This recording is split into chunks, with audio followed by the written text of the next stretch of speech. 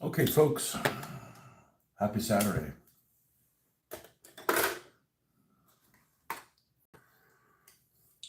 Happy Saturday.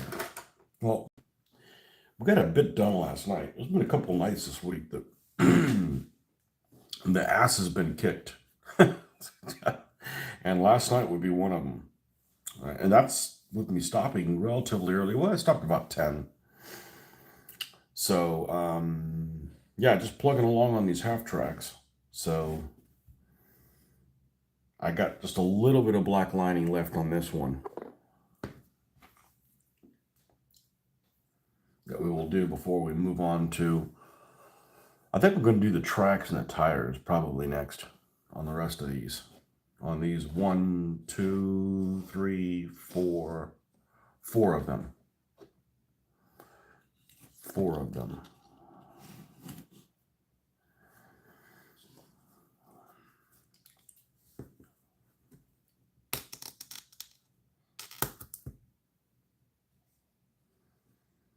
A little earlier than I'm normally on.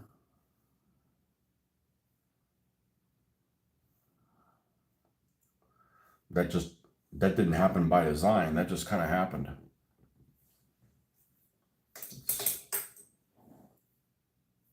Okay. Oops. Felt a little stiff. Make sure we got the bristles kind of going with the flow here.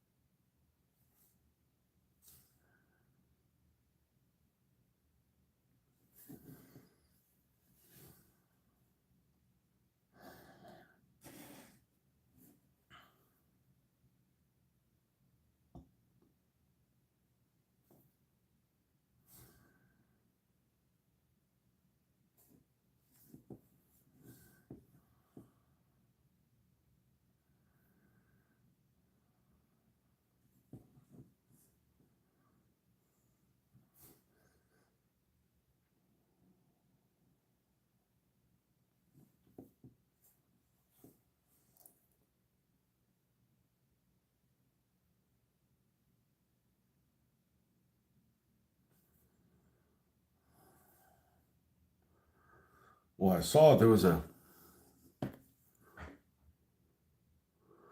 well, I'm not making anything, but these are some World War II Halftracks. They happen to be German ones that I'm just kind of painting in a sequence here. We'd use these for war games, but I'm kind of a, hey, let's paint one thing at a time kind of guy, right? Not like paint assembly line. But when it comes to like priming things or like base coating things, it's a lot easier to just go ahead and fire up the airbrush and do a whole bunch of them at once. But I actually like doing them one at a time. But good morning. Morning here anyways. Early morning. 5:15 a.m.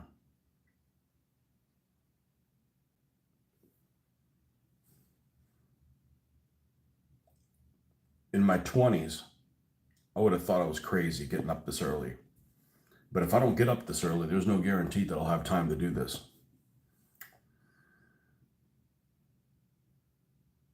So every morning I get up at 5 o'clock in the morning.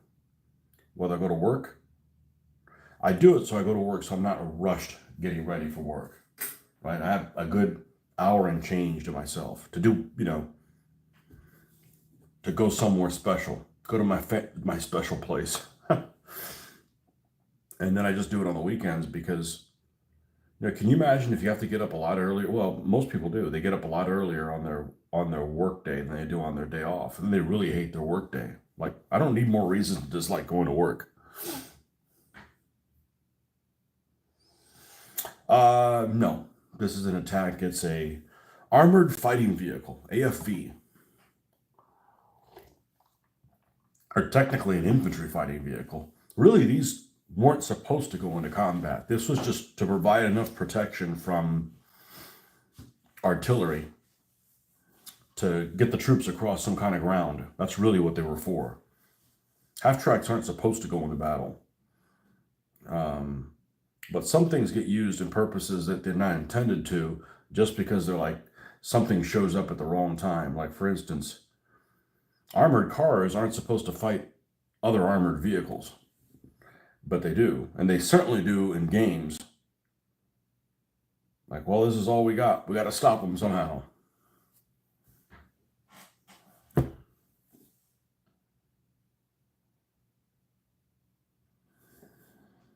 Okay, so just this, all we're doing is this is acrylic. This is Games Workshop Null Oil. Just thinned down black. We like these things to pop out, these details to pop out from a distance. Otherwise, these have all these interesting details on these castings, and you can't see them when they're 3 feet away from you.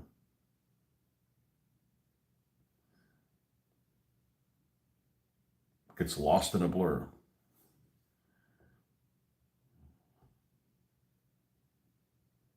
So I'm usually on here every morning doing this, and sometimes in the evening as well, because this takes a lot of time. And you can't, they're just not going to paint themselves. You'd have to get somebody else to do that, and I wouldn't be happy with what kind of a job they do, and this is my therapy anyways. Thank you. And we're working our way up. They look a lot, every time you add something different, they look a little better. The tracks are painted here. It's not weathered yet, but we're getting there.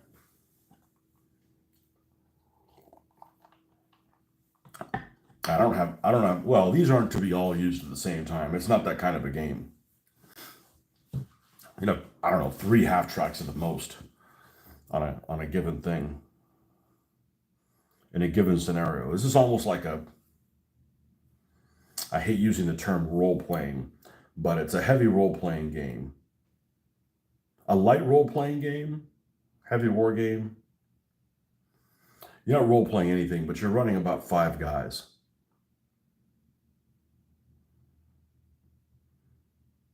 So it's not really meant to push around lots and lots and lots of armor.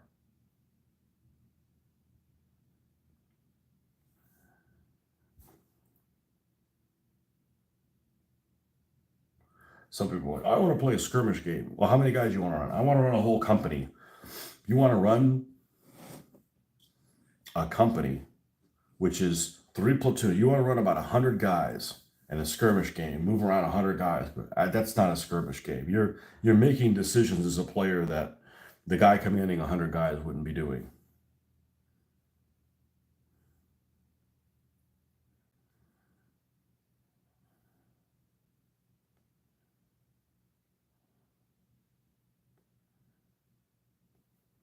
I was reading an account in this book that I'm currently reading on Audible called An Army at Dawn. I've mentioned it several times. It's a very interesting read. As somebody who's pretty well knowledgeable in World War II, I have big gaps in my really specific thing, and one of them is Operation Torch, or the Allied invasion of North Africa from the Algerian Moroccan side in late 1942. And one of these, there's all kinds of stories in there I've never heard before. And one of the characters that's in there is this Allied commander, General, I don't remember his first name. His last name is Friedendahl. He's an American commander who was a commander during Kasserine Pass, and he wasn't a very successful commander. Let's just say he got moved out of that position after that battle. But even before then, he was kind of a really interesting character that he would not want to be involved. He wouldn't be right up there in the front, so really wouldn't know what was going on. But then he would want to give really specific orders to people of how they wanted to organize their stuff. So even though he was a corps commander, he commanded corps, he was telling people how they needed to put their platoons together. And it was like, people hated him for that, because it was basically like he was taking away their command. Like he was like 3 or 4 levels well, more than that, up above this, and he was like micromanaging where everything was, and he was making decisions based on what things looked on a map, not what they actually look like in person. Maps are a lot more accurate now than they used to be back then. So, um, but anyways, that's one thing I was reading about yesterday, is that he was commanding from the back and not necessarily, and making all these really particular decisions, and people really hated him for that. Among some other things, like he'd send out messages in code. Good morning, Ben. He'd send out messages in code. He was really big about sending messages in code, and people wouldn't know what the hell the code was.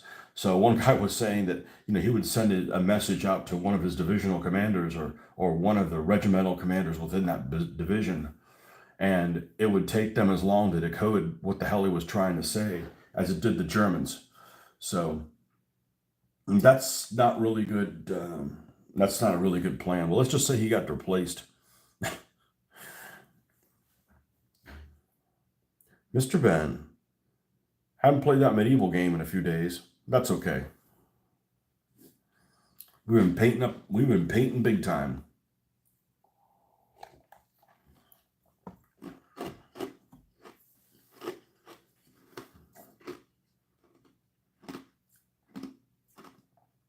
I did have a very frustrating day yesterday, where I rewarded myself by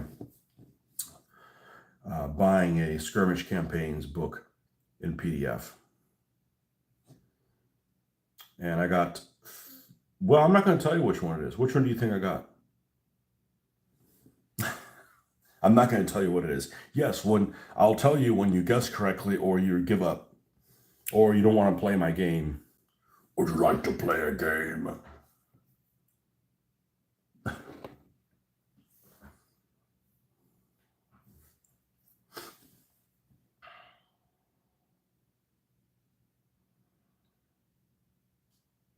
Man, I like the whole instant gratification of getting something immediately after you purchase it. Not like, okay, well, it's in the mail, or is it?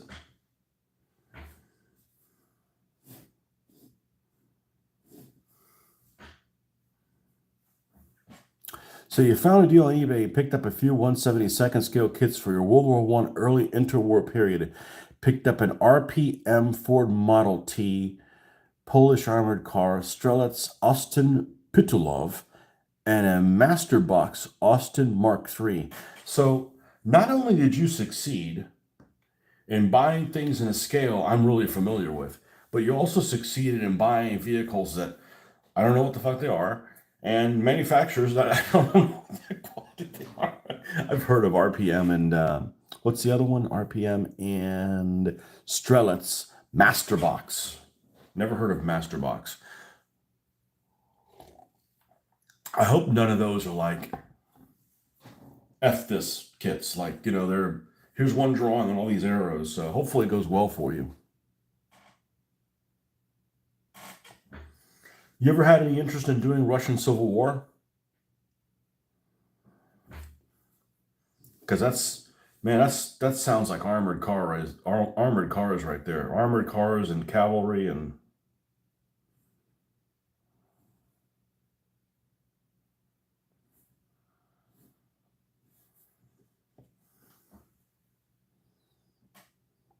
wild guess. And I get drive on mint snow. Already had it.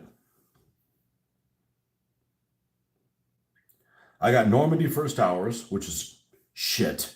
It's the worst one I have by a I by a long shot. By a long, long shot. I have all the Russian ones, which there's three early Russian war: Into the Ukraine, Drive on Minsk, and Ghost of Smolensk. So we have all those. I have the two Kursk ones. One of them, that's the Grossdeutschland one, and then Red Guards. I've got those. I've got the Omaha and Panzerlehr, which is probably one of the best ones, and not because it's got Americans in it. No, it's just the scale of it is pretty good. Um, I've got Monty's Epsom. I've got the desert one. The the Misadventure Desert one. I've got what else do I have?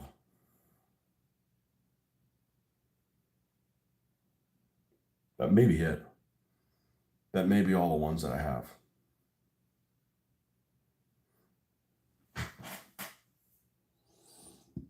Yeah, you have a platoon of tumbling dice Russians. Very generic, so I might tend them to the Polish-Soviet War. It's a shame that nobody makes like Chinese stuff, because it'd be cool to do it like Chinese versus Japanese. You know, the Japanese have some of those archaic looking tanks, and no AI dubbed Tony yet. Yeah, I've always wanted to know what the hell I sound like in Spanish. Would they dub me in Scottish? Scottish Tony. No, I'm not wearing a skirt. Oh, we were talking about early AFVs that are cute. Well, there's one for you. The Skoda Turtle Armored Car.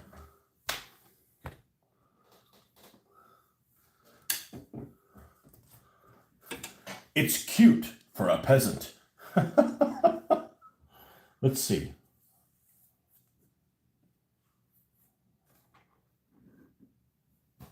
Jeffrey. I had something for Jeffrey. Oh, yeah, I got a new skirmish campaigns yesterday. If I had to guess which one it was, I would have guessed wrong. What the hell does that mean? That means that that's not. I didn't get the one I've been thinking about getting, and there's a reason I didn't get that one. Yes, I talk in riddles, but don't worry, I solved them for you. I would have gotten one of the French ones. I would have gotten the Ghost Division one. I did not get the Ghost Division one, and the reason I did not get the Ghost Division one is I have zero French, and I didn't need another scenario book with stuff I didn't have. 50% of the forces for guaranteed. Thompson Army Biscuits tends to scratch build kit bash converted stuff for his Wargaming China channel. I think he will say the words. In some order once you see that vehicle. Well, I hope not to disappoint you. Maybe we can make a compromise and I can use those 3 words in this feed. But maybe not about that. Let's see. What did you call this thing? Skoda. So it's Czech. Skoda Turtle Armored Car. Skoda.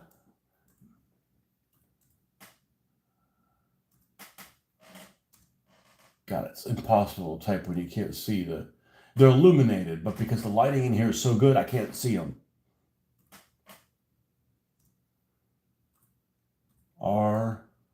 We'll go ahead and add the U in Armored Car for you guys. Hey, I actually prefer it.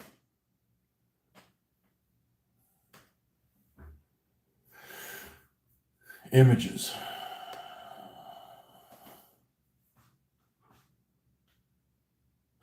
Which way did he go? How many guys in that turret? Oh, it doesn't have a turret. Oh, that's okay. This one picture of it looks like a Volkswagen Type 3 or a Type 4. I can never remember. It's the front of a Carmen Ghia. Yes, I know what that is. All 37 horsepower of it.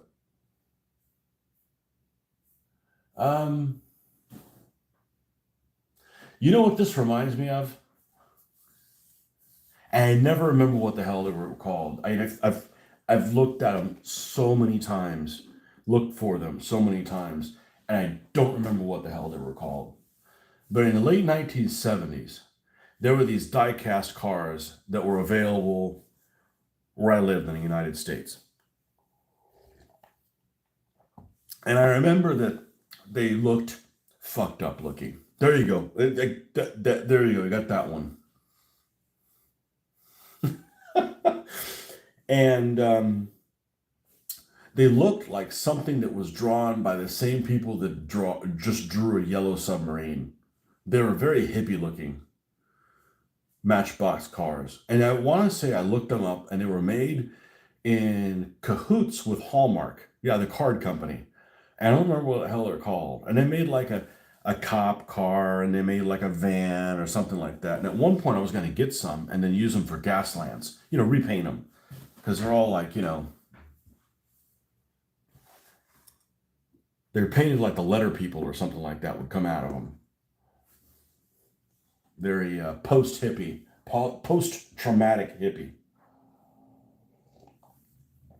And it reminds me of that. Yeah, it's kind of cool. If that thing had a turret, it'd be really, really cool. Skoda. Yeah. What was it? In Spain, they had Skoda commercials. I'm like, what? They're building Czech 35s again?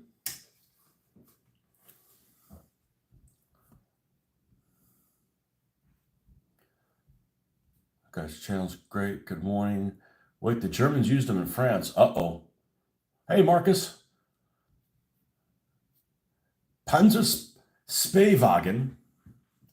Should be Spawagen, but it's not. Panzerspähwagen Skoda. PA2FU. Forrad. FU. Going back to Beyond type stuff, but then I started thinking about FreeCore and all that. So to answer your question, I'm sure you would sound great in Doric, dialect local to Aberdeen. Gordon Highlanders Museum has audio guides in 9 languages, including Doric. Okay, I just remember what your question is. So I'm gonna spill the beans on myself because I always do that anyways. I'm not here to obfuscate shit from you guys. So let me do something I have not done. I'm allowed to have 3 downloads for this. So let me go to my Gmail because right now it's on my phone and I cannot access it on my phone because we're filming with a phone. Okay, so okay. Thank you. This email confirms you've made the purchase. Okay, download. Ordering this item. Okay, your download digital products here. So I'm going to download on my computer. So I don't have it on my computer as well. I like this. I like this new skirmish campaigns where you buy it and then, you get it immediately. So which skirmish campaigns did I get? Did I download it already?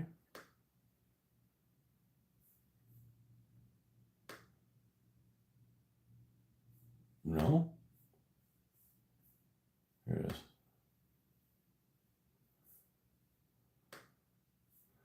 Well, I would have gotten the Ghost Division one, but the problem with that is I don't own any French, so I'm automatically like not going to be able to play it because I don't have half of the forces, for sure. No, I got this one and I'm glad I got it. Let's just say I got it and I looked at some of the scenarios and I'm like, all right, this is going to kind of send me down a little bit of a rabbit hole, but you guys already know that I'm Captain Rabbit Hole. Hey, like I said, I'm working on stuff every day. So even if I'm jumping around, shit's getting done. No. Oh, shit, I can't do this. Let's flip this like this. Fallet Firestorm. And the reason I didn't get this one originally is because it has Poles in it. It has Canadians in it. I don't have anything against Poles and Canadians, but I don't have any Poles and Canadians. It has Poles, Canadians, Americans on the Allied side, and it's got paratroopers, regular Wehrmacht, and SS. And let's take a look at it at a glance here. See if we can behave here.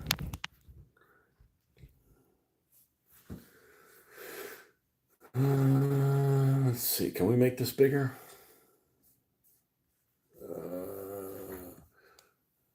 Here we go. Right here. Man, I put glasses on. I'm like stupid. You do have a lot of the forces. Need to paint some more British. So here's what I'm thinking. I said at one point I wasn't going to do Poles because they just wear British kit. And I confirmed that they do wear British kit. So here's the compromise I'm going to do. If I do Poles, because there's one scenario, there's four scenarios actually that have Polish in them. If I do Poles, I'm probably going to paint figures that are soft plastic for the poles. That way they look a little different.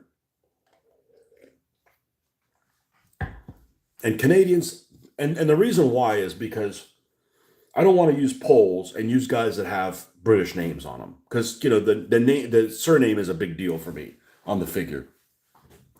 I can interchange the British and the Canadians. Nobody would know. I'm trying to pick names that can go both ways. Okay, because there's Canadians in here as well. Like I'd make Canadian vehicles. I'd do Polish vehicles, but like, okay, make your individual like Canadian infantry as opposed to British infantry. I don't think I want to get into that. Did the Poles have improvise any cool mobile artillery? Um, no, not really. Well, not in any of these scenarios. Um, so the first thing I thought of, okay, these are going to be really one-sided scenarios. But the problem, because they were surrounded on all sides. But the one thing you don't realize is that at this scale of the game,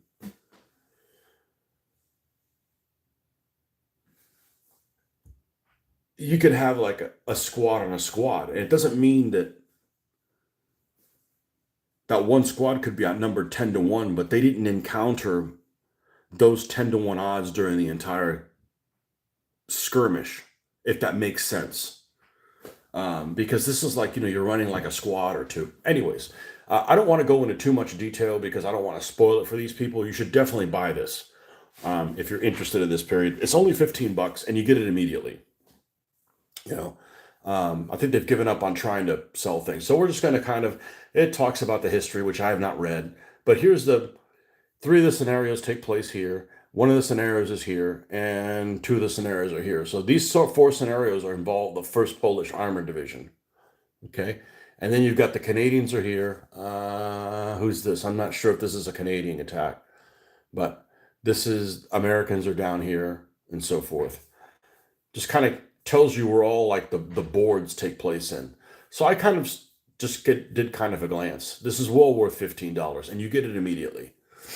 And I got to go take the car in for service today, and I'm like, oh, let me go watch a movie. No, I'm gonna dive into this while I'm waiting for the car. Which unfortunately they're too quick. I mean, they're literally done in like 45 minutes. So this talks about the history. We're going to get into that. Some symbols. Yeah. Okay. The skirmish campaign format looks like it's the same. The only thing that they changed is they took away the face of battle out of the. They have this thing on every one of their rules that shows what the ratings mean, and they took this skirmish rules translations. They have this, and they have this on their website as well. Basically what the numbers mean and so forth, and how it translates into battlefront or beer and pretzel skirmish or whatever. And they took whatchamacallit out of there. They took face of battle out of there. I don't care. You can't keep me from playing my favorite set of rules. Ain't been shot, mum. Okay, so here's one scenario. And let's just take a look. Okay, so look. So this is interesting in that it is a 4. This is huge. I don't want to get I don't want to get started off with something like this. But this is a 4x8 board with a river running through it. And the Germans on this side of the river and the Poles have to cross it. Here's the evil bastards. Oh, I got to be careful. There's not a crooked spider on here, even though they're friggin' assholes. But you got a couple Panzer IVs, a Panzer Grenadier team. So this has a couple of Panzer IVs, a team of SS. This is elements of the Kampfgruppe. We were talking about that Nazi bastard the other day. Some regular 1054 Grenadier Regiment, 85th Infantry Division, a Flak Regiment, and a Tiger 1. So there's a Tiger. This amount of forces is like great. Like you got 2 tanks, You got most of a squad. You got another half a squad with no machine gun in it, and a flak gun and a Tiger One. So, and then the Poles get 4 Cromwells, an Achilles, and 2 squads. So I look at that and I'm like, I could paint that. I could paint. I don't have any Cromwells anyways. I could paint some 4 Polish Cromwells and an Achilles and 2 squads. I'm like, okay, that's doable. I just don't want a snatch team. I don't know what that is. That sounds kind of kinky. Um, but it's a huge freaking board for me. I don't have the tables for it yet. And 1, 2, 3, 4, 5, 6, 7, 8, 9, 10, 11 buildings. Which, by the way, Marcus, what's the name of that company that you got your French town from? You watched a video on one of the kits I bought, and they showed the decals with a finished crooked spider, and they seem to have no issues. Maybe it's safe to show if you have the feed reversed. I don't know. It's the bots are the problem. Anybody watching my feed know I'm not some kind of neo-Nazi motherfucker. Um,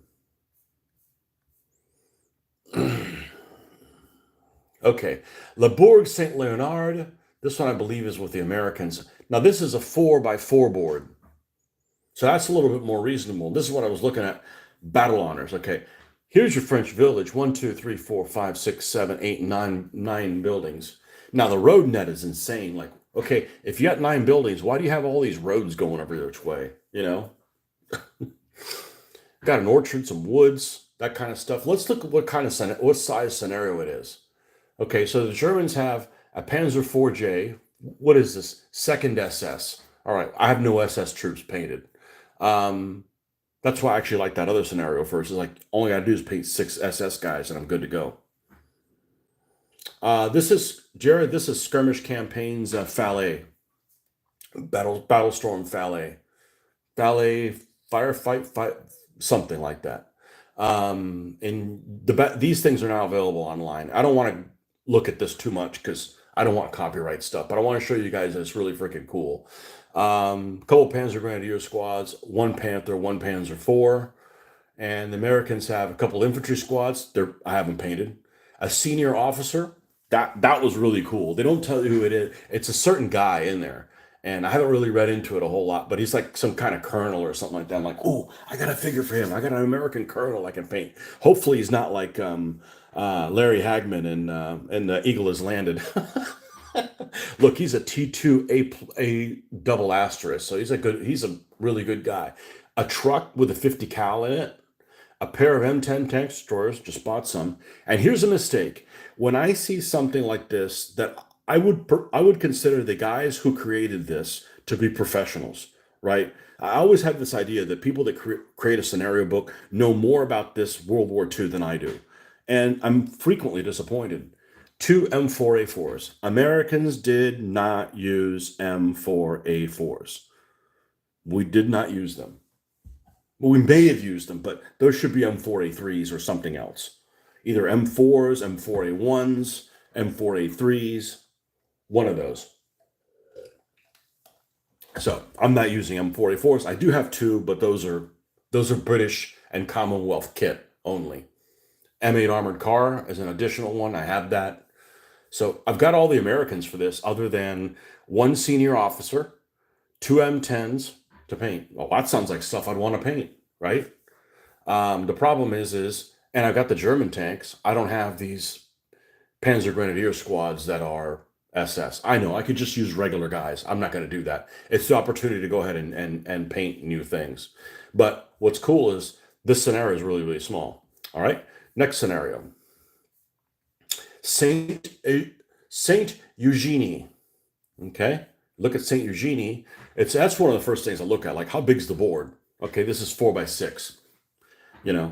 I only have a 2x4 table right now. I'm not opposed to buying more, but what's on Saint Eugenie? Okay, this is 1/16th Panzer Division. One of my favorite units from the standpoint of symbols. I like the Greyhound, and I'm not even a dog person.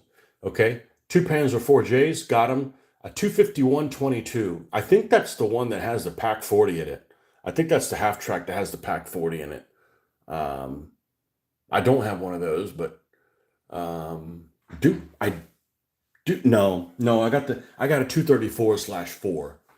I have an armored car with a Pac 40, not a half-track with a Pac 40, and a Panzer Grenadier squad. Got that. Have all that stuff, and optional stuff. Pac 40, Panzer Grenadier. I've got everything here. I even have a Vespa. It's not painted yet, and a Stug. I've got everything for the Americans, for the Germans. So what do the other guys have? Well, the Americans have, again, 3 M4A4s. Bullshit. They wouldn't have those. I got those. I got lots of Shermans. 2 infantry squads. Got them. 2 3-inch anti-tank guns. So to build this scenario, all I got to do is build 2 76mm guns. Done. I have everything else. I even have a Sherman 105. Doing free-core Polish and serving landing 28mm shell terminal figures and airfix, and I'm Imhar World War I figures for 20 mil. Yeah, so I have all these forces basically. I just don't have a 4x6 table. It looks like it's mostly orchard. Now that I think about it, that'd be pretty fucking annoying. But a lot of what do you call that? The vision that's degrading after you go through various levels of it. Anyways, cool little scenario. Saint Lambert. Okay, now this is like a win. I see this. This is 2x4, so we can play a 2x4 game on that table, and I've done it before. Okay, so that's perfect. And yes, that's point blank range. You got woods over here. I got enough trees to cover that. What's this, a damn river? Well, I'd have to make a river. I'm not opposed to doing that. But I don't have all these buildings, you know. But this is Canucks. Who is this? 2nd Panzer. The Trident people. The Devil's Toothpick. 2 Panzer IVs, got them. A Stug, 3 Panzer Grenadier squads. That's a lot of guys. Got them. No half-tracks. I got all the Germans. 2 Sherman 5s, got them. 2 infantry squads and a pilot team. So I just have to paint the infantry for this. So I may actually... Do they have Bren guns? Man, the Canadians got to be on the defense. Well, it's Panzer IVs.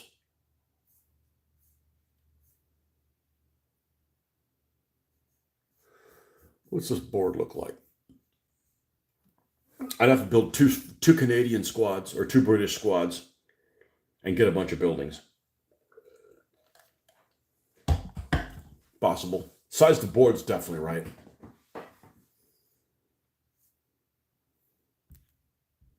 I like games with pre-made battle orders and not this point-based nonsense. Yeah. Yeah, no points-based system is balanced well.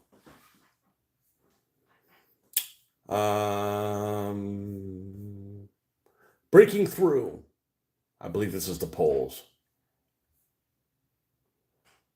4x8, 4x6. What do we got here? 2nd SS. Panzer 4J, a Panther, a senior officer. I've never seen them say that before, senior officer, but it's in the special rules of like, it ends up being somebody. Yeah, here it is. Senior officer. The senior officer is Hauptsturmführer. God, I hate those ranks. Werner. He may ignore the first hit by rolling 4 to 10 on a D10. He may attach or detach freely to any unit. Well, by attach, detach, meaning he can command anybody else. Okay, so 3 Panzer Grenadier squads. I don't have any SS guys painted. I could just use regular infantry if I wanted to, but the whole point is to paint things for a purpose. This is Poles, a Sherman 5, a Sherman Firefly, infantry squad, platoon headquarters, 2 infantry squads.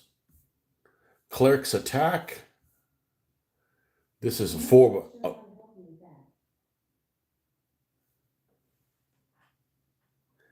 This is a 4x4. Alexa's having a freaking Woody out there. Well, we don't have one of those because of me. So this is a reasonable size board. What's in here? Germans have, I got all that stuff for the Germans, just infantry teams, and two STKFZ 10/4 20mm anti-tank gun. So that's a little half-track that has a single 20 on the back. And then the Americans have a senior officer, headquarters detachment, another truck with a ring mount, machine gun. I got all that stuff, basically. Senior officer is Captain Unote, Unote. Man, you want to make fun of somebody, give him that name. Strong, Unote Strong. He may ignore his first hit. Okay, so it's the same thing. Fallschirmjägers forward. Again, I'm not interested because I don't have any Fallschirmjägers figures, and I really not that interested. It's like there's like a hill. They gotta cross over the berm, and there's like a party waiting for you on the other side. 3 Stugs, 3 Fallschirmjäger teams, ad hoc infantry team, and the Poles have a Sherman 5, a Sherman Firefly, 2 squads, and a 6-pounder. Chambois, 4x6 map with a village. 2 Panzer IVs, a couple Panzer Grenadier squads, 3 Panzer Grenadier teams. Which unit is this? 1st SS. Yeah, more SS guys. And they're obviously on the attack because all we got is a tank and an M10. Crescendo. This is cool that you got woods on a good part of the map. Got one building. I like that already. What's in Crescendo? 2nd SS Panzer, 3 Panzer IV-Js, a platoon HQ. Yeah, I'd have to paint a lot of SS guys. I have them. I have all the figures. It's just a matter of painting them. I haven't even painted one. And a squad of Poles. So a lot of the stuff has the Germans on the attack. Like, get the heck out of that pocket. Grenadiers to the rescue. Oh, here's the question I had for Jeffrey. One of these scenarios actually has, it might be this one. What's this? This is a Panzer IV-J, a Panther, Panzer Grenadier team, 2 Grenadier teams. So not a whole lot of SS guys to paint.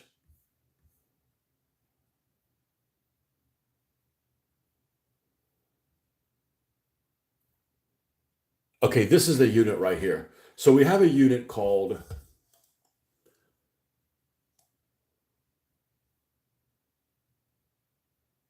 the Grenadier. No, that's not it. No, there was a certain unit that was a Scottish type unit that was in one of these scenarios. And I was sitting there thinking, would they have a bagpipe guy? Because you're the bagpipe expert, Jeffrey. Sorry. But this is a little 4x4 map. A couple buildings. I don't have the SS. I don't have the SS guys painted. So, anyways, I think that was the last scenario. Yeah. So, anyways, pretty cool. There's one of these. One of these I think had Scots in it. It was one of the ones that had Canadians in it. Maybe I just had a mental moment and thought it was the Grenadier Guards, and even though Grenadier Guards aren't Scottish, I want to say it was a unit that was Scottish. Some kind of no. One of these has Highlanders. One of these has Canadian Highlanders, and I'm like, I wonder if those guys would have a bagpipe. Let's see if I can find it. Not that one.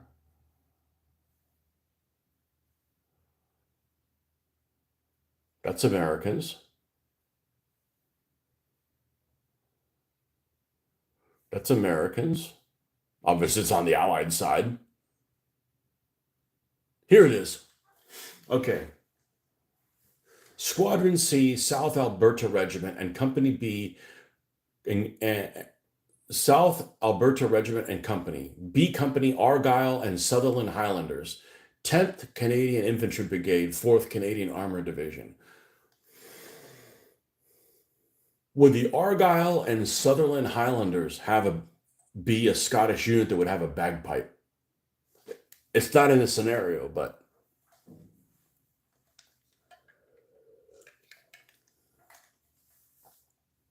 a pipe team. Saint Lambert. Yeah, this would be one to do. It's got a bloody river.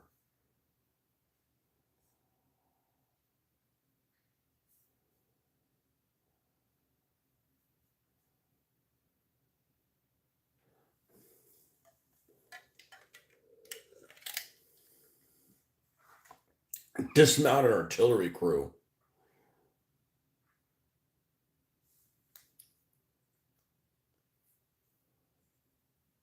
Oh, a squadron officer.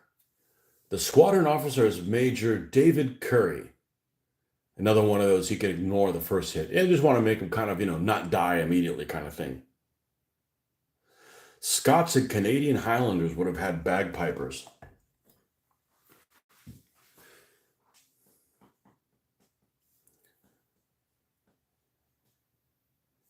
Yeah. What time is it? Oh, we got another hour. All right. So anyways, so that was a cool little distraction that I got.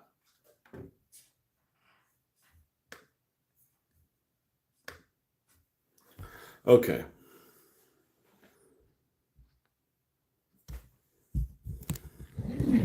Fun times. But none of those scenarios have a bloody half track. Actually, they do. They have a freaking pack 40 in it. I'm like, great. That's one of the half tracks I don't have. But anyhow, speaking of scenarios, the best scenario book I have,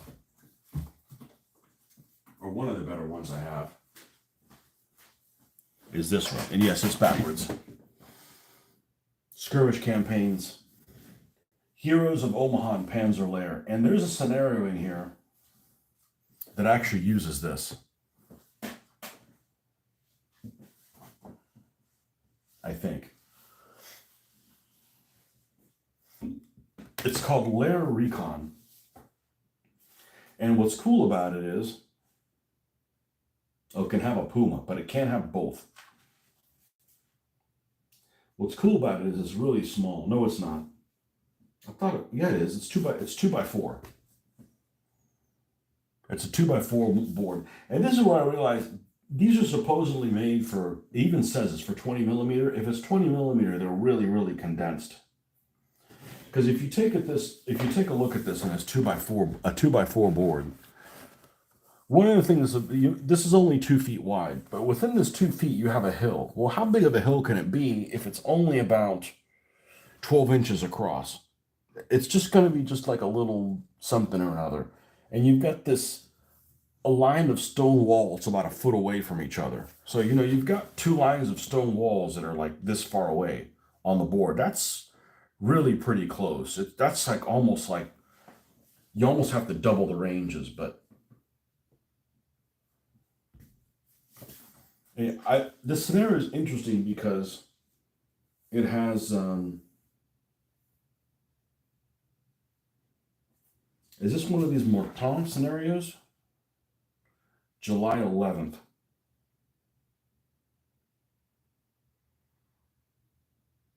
No, not before that. Um, yeah, I got all the German stuff. They got 2 half tracks. So that might actually be worth doing. But that's a lot of terrain. I mean, it's a lot of, that's really dense. That's really dense terrain for a 2x4 board. You got bocage in these different places. And you got stone walls and hills on top of that. I'm like, this hills, I just call that like a little rise. You just put like maybe something like this tall in it, just something where you can block somebody's man height. Like if you're man height, you can hide behind it, kind of thing. And one of the variable attachments that the Germans can have is they can have a Puma, they can have one of these, they can have this gun on the smaller half track, or a Stug. And the Americans can actually have a flamethrower team, a Sherman. Yeah, interesting.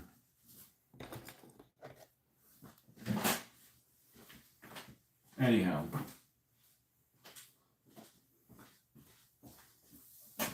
there's a fair amount of scenarios in all of them that are actually on a 2x4 board. So it looks really dense, but you're just playing a little snapshot of a bigger battle, you know?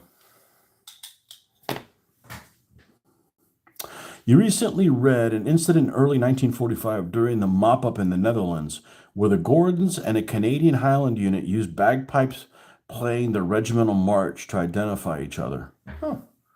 Well, I am gonna paint a bagpiper. I'm like, I want to make annoying noises when those things turn goes up. Annoying mouth noises. Okay, we need to paint some tracks so we get all these up to the same level. Not the tracks on these guys. Those are rubber and come off. All right, we're gonna do the.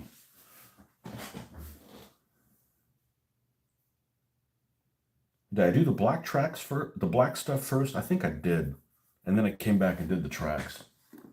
I usually do it the other way around, but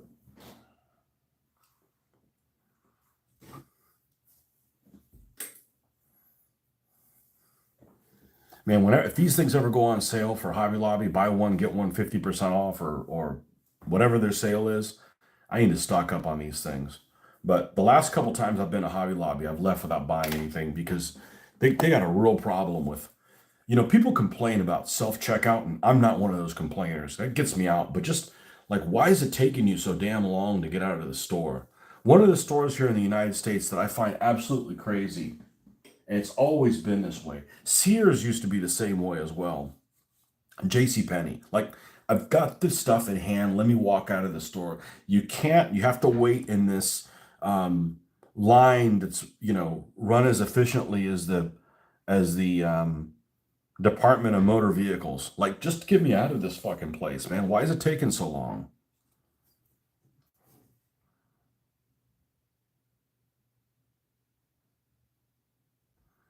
Anyhow, so that's food for thought.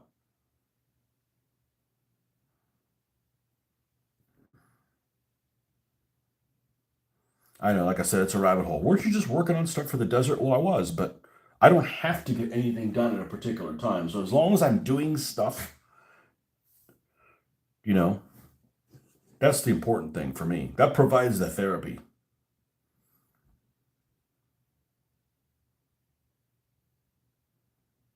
which is something I couldn't do when I was doing 15 mil stuff.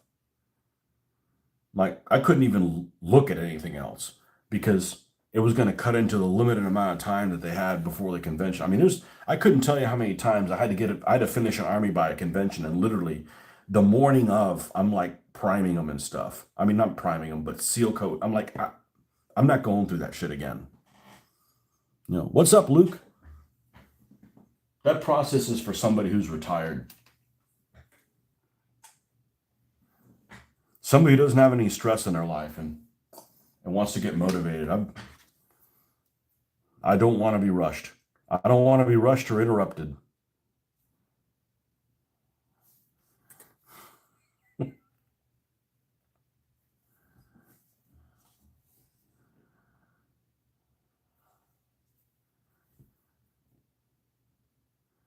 But a lot of that's like, if you're playing DBA, you either have the whole army or you can't play the game.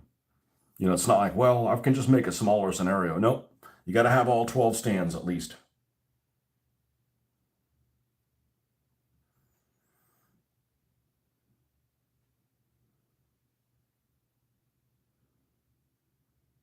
And it gets boring. You can't work on anything different for 4 months. Like, you know,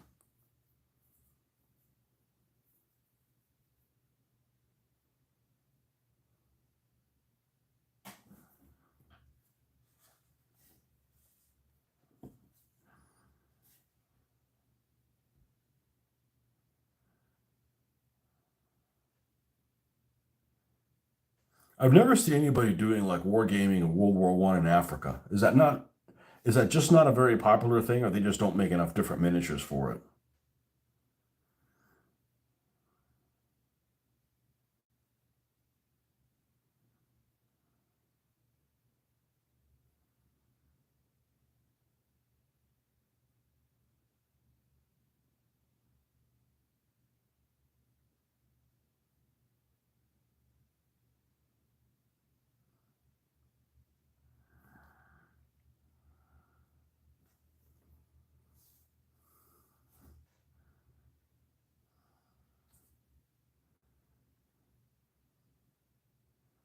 I mean, the stuff in Africa reminds me kind of like at the conquistadors.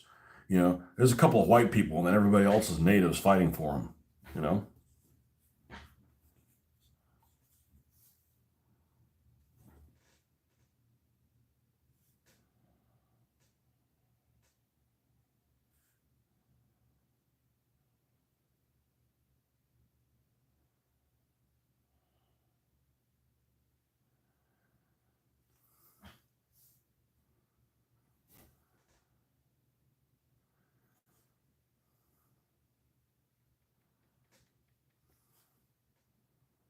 I saw.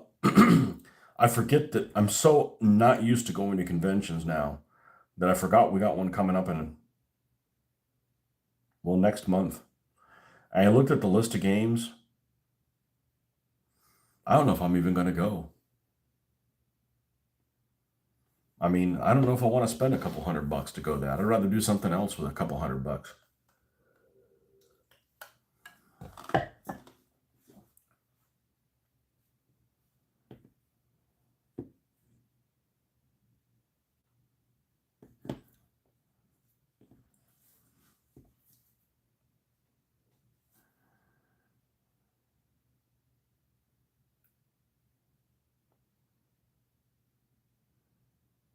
I mean, a couple $100 between, staying at the hotel,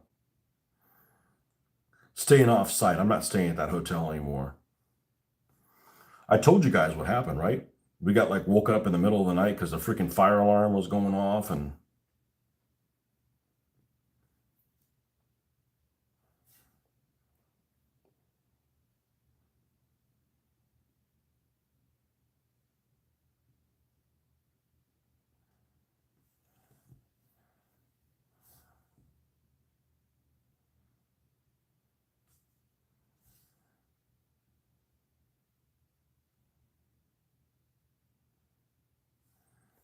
this hobby don't pay enough to put up with that bullshit.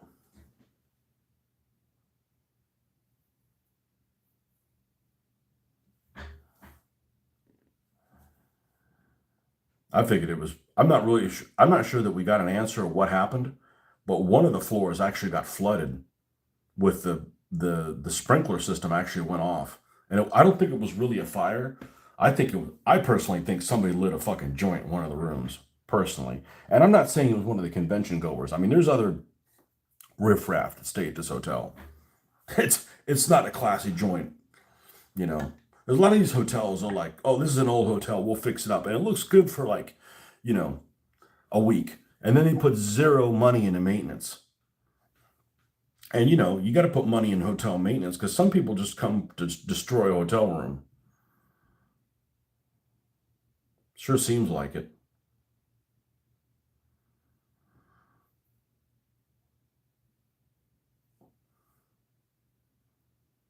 And not only did the alarm go off once, it went off twice.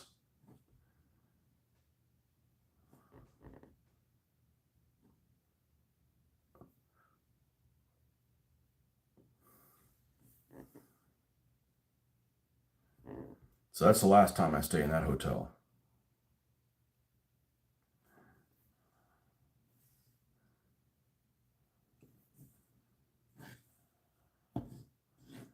See, I'm just not that excited about going, you know?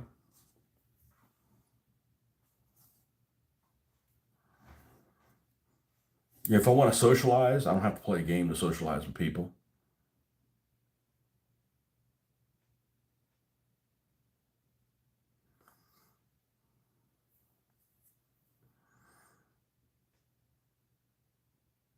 Especially after I saw the pictures of this little mini convention that was not that's not normally one I attend to. And you got these guys that I got two people in particular that I saw that were there. They're always at every one of the other war game shows, and they're always a pain in the fucking ass. You know, they're always grumpy to play with. They always try to cheat. They're always arguing. I'm like, I don't want to deal with those guys. I'm gonna say something to them that nobody's ever said to them, and feel good about it. And they're both people that are older than me, so you know they should know better.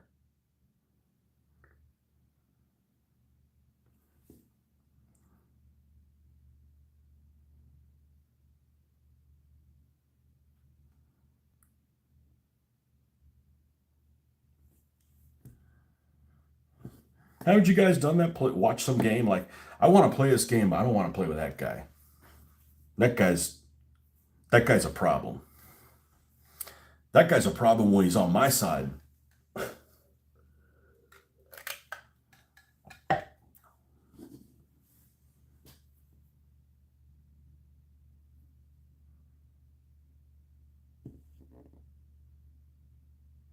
And I'm not talking about anybody you guys have seen on any of my films.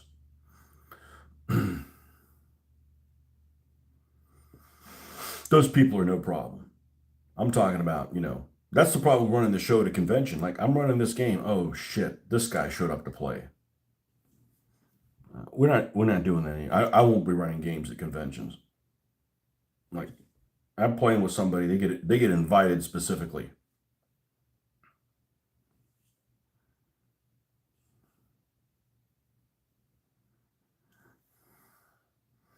Okay, that one's done.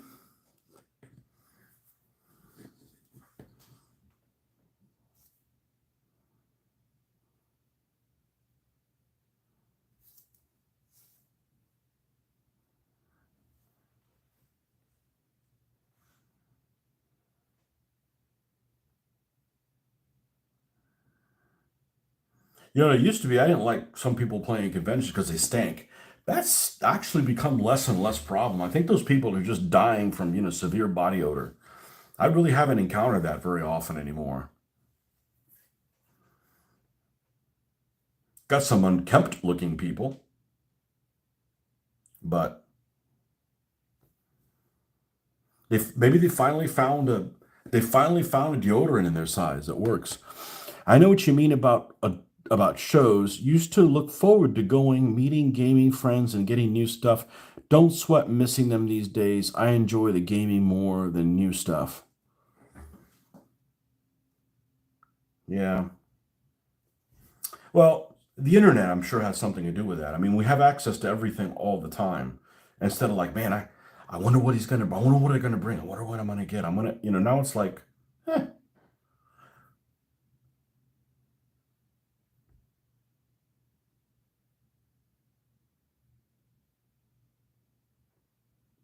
I enjoy the gaming a lot less than I used to. And it doesn't mean I wouldn't enjoy playing this, but I'm interested in the narrative, and games that just provide no narrative just don't interest me. It's a lot of work for a meal that is lacking in flavor. And there's just some people that I just don't want to deal with. You know, I got, there's a couple different type of characters that I'm talking about. I'm not talking about, you got win at all cost people. You got guys that want to cheat. You got guys that, it's not the majority of people. Okay, that's not the majority of people, but they do ruin the experience. You got the guy that wants to, damage your figures. You grabs them like, ham-fisted, the ham-fisted guy. You got the guy that asks questions and interrupts his own question with another question that he's also answering. I mean, having to not talk loud. I talk loud anyways. That's not an issue. But having to talk over other people at another table so you can understand, it just, there's a lot not to like. I'm perfectly happy going there, looking at the vendors, chit chatting with people that I know, and then leaving. I don't necessarily need to game. Um,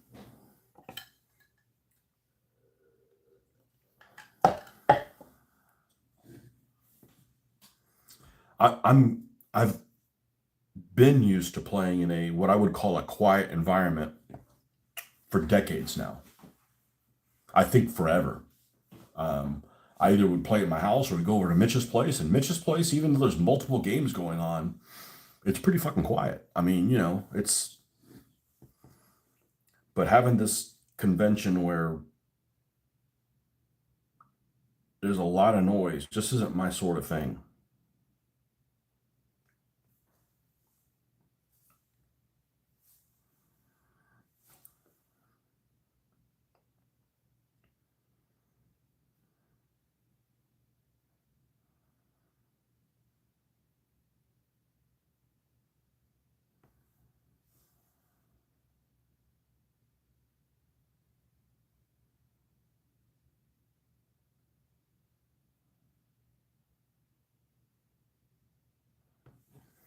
And I'm used to playing. I've played a game for 18 years that was competitive, but honestly had a pretty good honor code. The honor code that I ended up playing with almost everybody in DBA, 95% of the people DBA was really high. Like nobody was cheating. Everybody would like announce what they were going to do. We're all in it together. And, sometimes you win, sometimes you lose. And that's pretty impressive for a game that's competitive. I mean, every game is competitive. I'm trying to get my guys to win, but well, when we switched from having Toyotas to having Subarus, the Subaru guy dealership, they opened a lot later. Slackers. They need an extra half hour to they need an extra hour to freaking sober up from all the joints they smoked, I guess. The bring and buy in a flea market were always my main focus, as you didn't know what to expect. So here's the thing, because you made a post on the internet the other day. I think it was you, Jeffrey. What is the difference between a bring and buy and a flea market? Because a flea market to me is you buy a table, they normally sell them for, 4 hour sessions or whatever long it is, and you put all your stuff there, and then you trade with other people for cash. So how is that different than a bring and buy? Or is a flea market something that's what we call a flea market here in the States? Well, how is a bring and buy different than a flea market? Because on the surface, it sounds like it's the same, but it must not be. Otherwise, you wouldn't have either event. You wouldn't have them both.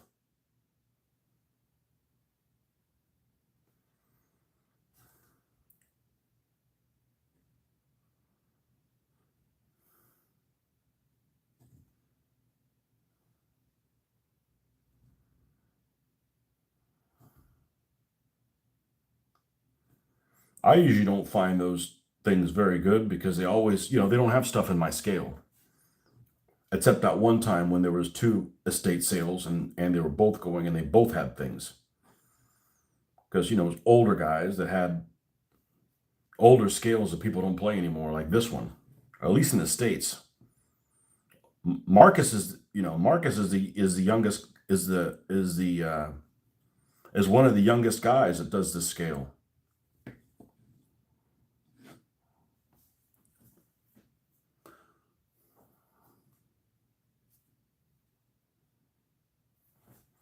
Man, what I want to go to is I want to go to another model show because they had that stuff priced to move.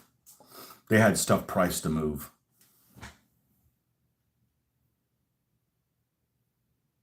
Yeah, 50, young 55. Hey, you can get that senior discount now. That is just messed up. I still feel like I'm in my 20s, mentally. I guess that's good. This shit keeps us young, man.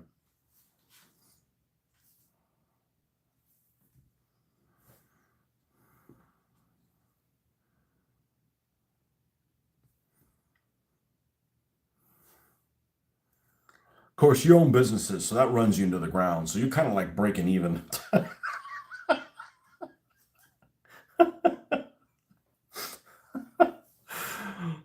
Oh man, I couldn't imagine having my own business. I'd have to like, get in with a mob. Like that guy said he was going to do something. He didn't do it. Off him. Bring and Buy is operated by the host of the show. They take custody of the goods for sale, sell the goods for you, and take a cut, normally 10%, and then pay the seller and return unsold goods. Okay, so it's a bit of a pawn shop. Okay, yeah, they don't have that here. I've never seen that at one of the shows. Yes, indeed. I'd have to. I couldn't do it. I don't have the personality for it. I can handle the okay. We got to make money in, money out, price everything. I understand all that shit. I made an A in economics back in the '90s. I understand all that stuff, but all the other crap. No. Oh, we're here to inspect your facility. Why? Oh, well, you don't have the right OSHA poster up for this. That's $1,000 fine. I mean, I just be changing regulations just to change regulations. I'm like, I couldn't have my own business.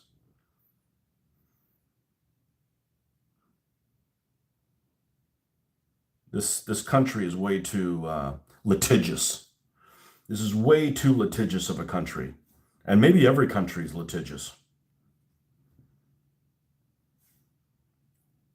Somebody was making a comment. I almost commented on it, but I got a Facebook suggestion for a page, and the page was something like "Everything's great in the '80s" or something like that. It was a nostalgia type page, and it was talking about McDonald's and how McDonald's in the '70s and the '80s was like a place that kids wanted to go to, and now they're just like a shadow of them for of their former selves for multiple reasons: pricing, quality of food, etc. Not having playgrounds and everything. And I started thinking about it, and I didn't make a post because I don't really want to interact with people that. A lot of those places just have a lot of trolls that are just there to get in arguments with people. But the first thing I thought of is, McDonald's went to shit, or a lot of places went to shit when you started to be able to sue for millions of dollars because your coffee that you got is too hot and it's spilled on you. That's when the United States went to shit, as far as I'm concerned. I started thinking about it, like, when did everything be a pain in the ass and like you're always looking over each other's shoulder, and that's when it happened, when it's like I can never have to work again if I'm lucky enough to have somebody that gives me a cup of coffee that's too hot and I spill it on myself. You know? Um that's when everything started going to shit. I'm sure it did before, but that's when I realized everything was going to shit. Flea market is where the seller hires a table for a period, sells their own goods, and is free to make deals as they see fit. My preference when selling at shows. Okay, so when I heard people say bring and buy, I automatically thought that it was a flea market as well. Yeah, they don't have bring and buys at United States shows that I'm aware of. I've never heard of that.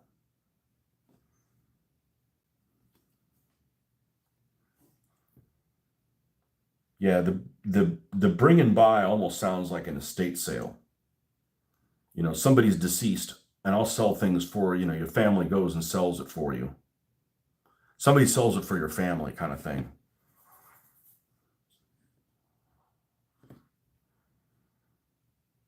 Well, I've been to like three estate sales of non-war gamers, and I'm like, it's just sad to see how much shit people collect that nobody else gives a shit about. You give your, I hate sounding like a minimalist, but you know, a lot of people, and I could be one of them, devote a lot of time and effort to collect stuff that nobody else that they even know would give a shit about. Well, you guys would. You guys would care the stuff that I had, but most normal people. Yes, you're not normal people. That's why I like you guys. Whether it's salt shakers. I'm getting this, some old lady lived in a house. You go there and she had like, not 20 salt shakers, not 30 salt shakers, 400 salt shakers of different things, a lighthouse, a freaking a windmill, castles, freaking cows, cats, dogs, little Aunt Jemima figures that are salt shaker. It's just like, what, you know, it's an addiction. And all this stuff that you have just runs interference for the rest of you. I mean, ultimately, you can collect whatever the hell you want, but I don't want to go to another estate sale because it's a waste of my time. And it's sad. It's sad seeing that what people have that nobody gives a shit about. The other night, 2 nights ago, I was having a conversation with my wife. I was on the way to the garage, and we must have been talking about the stuff that I have, and I forgot what it was. And she's like, "What am I going to do with all this stuff when you die?" And I told her, not that I ever think about death, but I said, "Well, do what you want to. I'm not going to be around, but just keep in mind the stuff that I painted isn't available in stores. I would just keep it because you're not going to get any money off of it, and it'll never be available again. So people keep artwork, okay, that's painted shittily. Okay, why wouldn't you keep my tanks? Like they don't take up that much space, and they're not painted shittily. That's it. You know,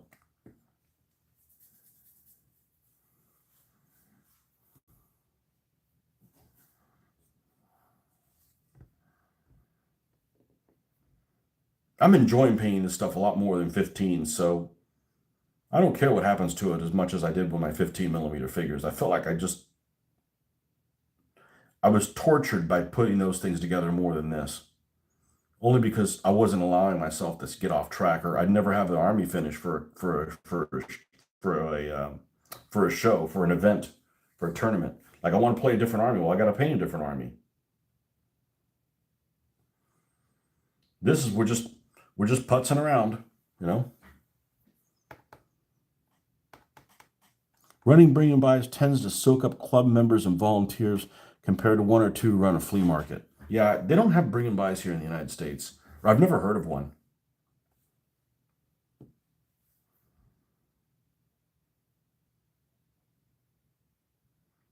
So, true story. This just happened.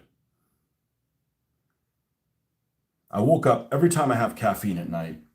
I wake up throughout the night. I get restless sleep, which makes sense. Which makes sense. I still went to bed like at 10 last night, but I got some restless sleep. So I have my alarm set for 5 a.m. So I woke up and I'm like, what time is it? And I go over to my phone, 4:10. I'm like, I don't have to get up yet. So I go back to sleep. And I have this dream that I wake up from angry. And it seems like it's a really long dream.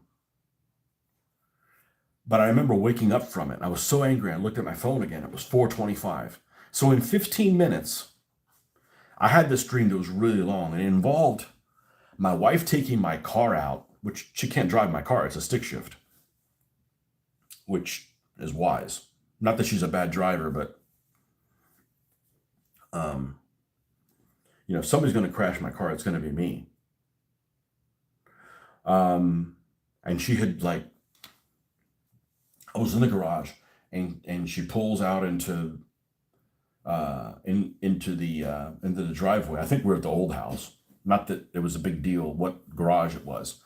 And I'm like, I noticed it like it's damaged or something. And she doesn't say anything to me. And it's like it had been hit from like every single side had been hit by something, almost like it had been rolled. And she was just like, huh. And I'm like, I'm not driving that fucking car. Is people gonna think I don't know how to fucking drive? I ain't driving that car. So I'm getting a new fucking car. And I was just like getting in an argument with her. I'm like, what the fuck? I mean, she can't even drive my car. All in 15 minutes.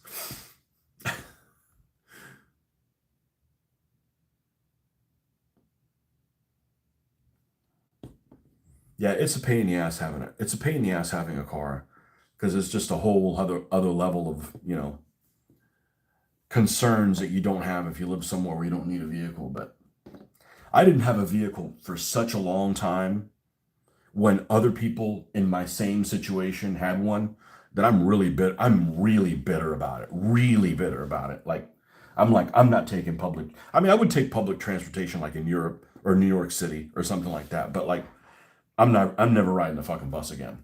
Not here in suburbia. I'm not riding it. I did time doing that while everybody everybody had a car. or their parents bought them a car and I didn't have one. So I'm, like I'm not driving it. I'm not doing that shit. So it's just something I've just accepted. Yep, I guess I'm gonna always have to have a vehicle. So I'm too old or won't care.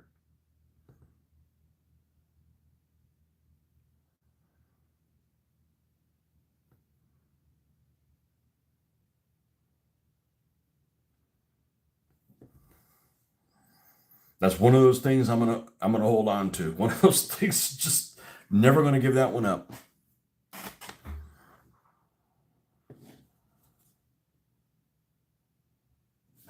Okay. And you weren't on here last night, Marcus. And I remembered after I said that you weren't going to be on here, or was it yesterday morning? It was yesterday morning you weren't on here, and I remember. Oh, that's right, you weren't going to be on here.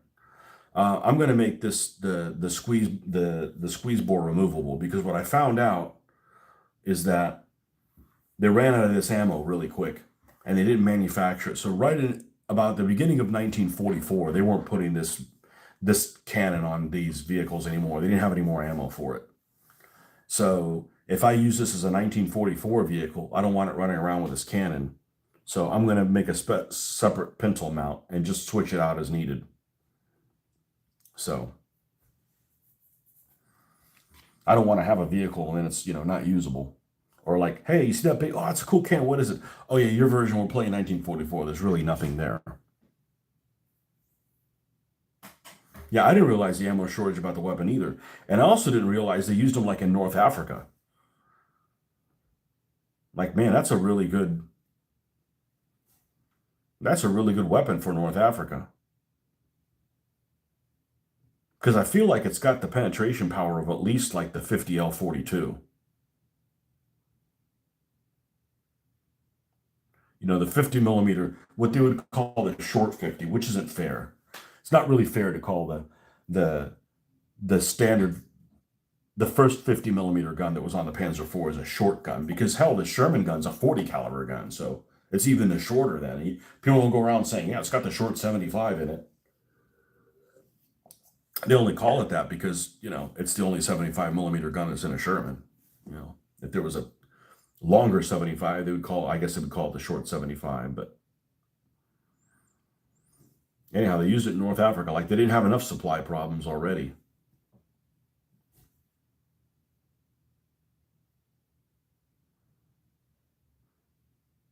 Uh, Never use one of those in battle in any of the things, or a recoilless rifle, or there's some weapons that are just weird that I've just have never collected or cared much about because they're just kind of an exception.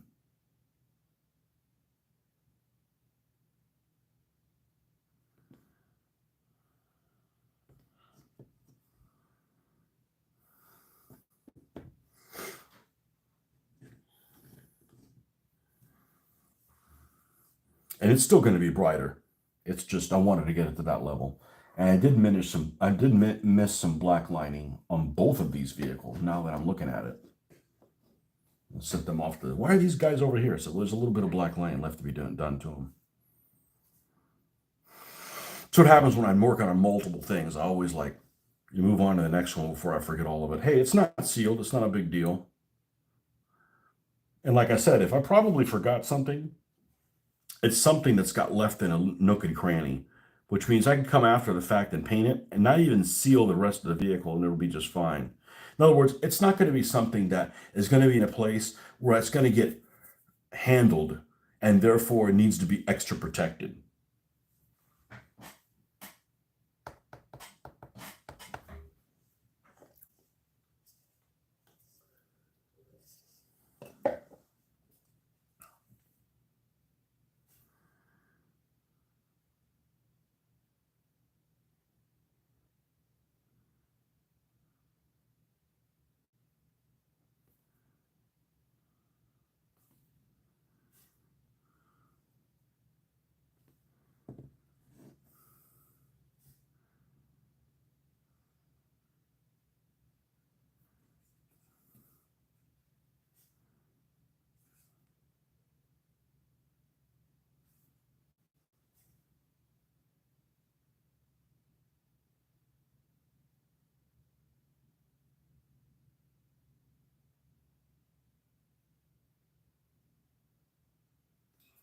And it doesn't happen that often.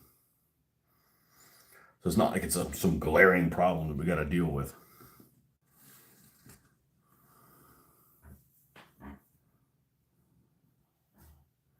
And I'm going to convert one of these to a platoon leader's vehicle with a 37.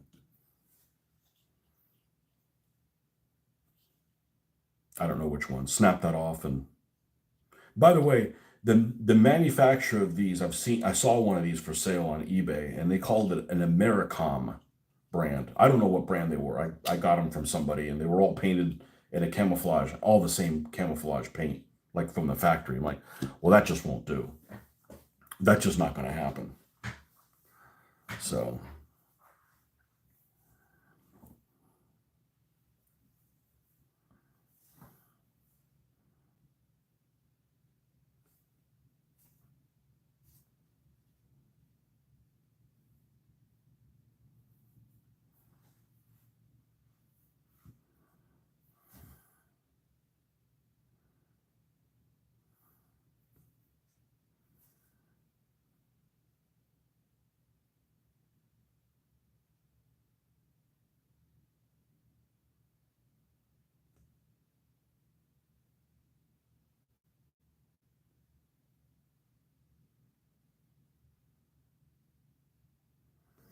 I was watching this program at lunchtime on one of the YouTube channels I subscribe to, and really don't watch much of their programming, but I still subscribe to them. Hint, subscribe to my channel, don't watch my shit. And this channel is pretty prolific. And I didn't realize really what the focus of the channel is, doing interviews. They do interviews on like historians and stuff like that. And and they were doing an interview on a guy that I've read a couple of his books on. And I think he's actually pretty good historian, or I like his books. They're kind of specific enough. And I realize I don't really like this channel because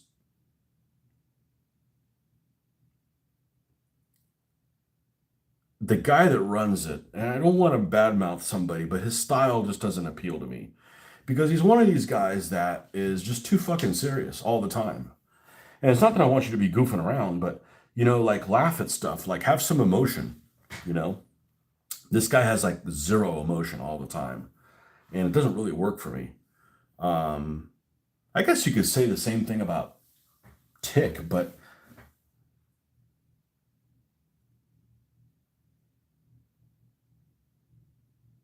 I like Tick's channel.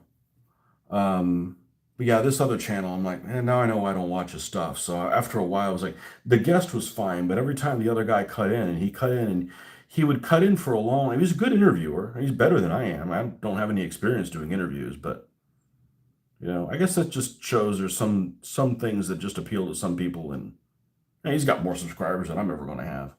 But that's not the point of my channel isn't to have subscribers. It's just to kind of just do my thing, and we can just talk hobby. But um, yeah, I realize I don't.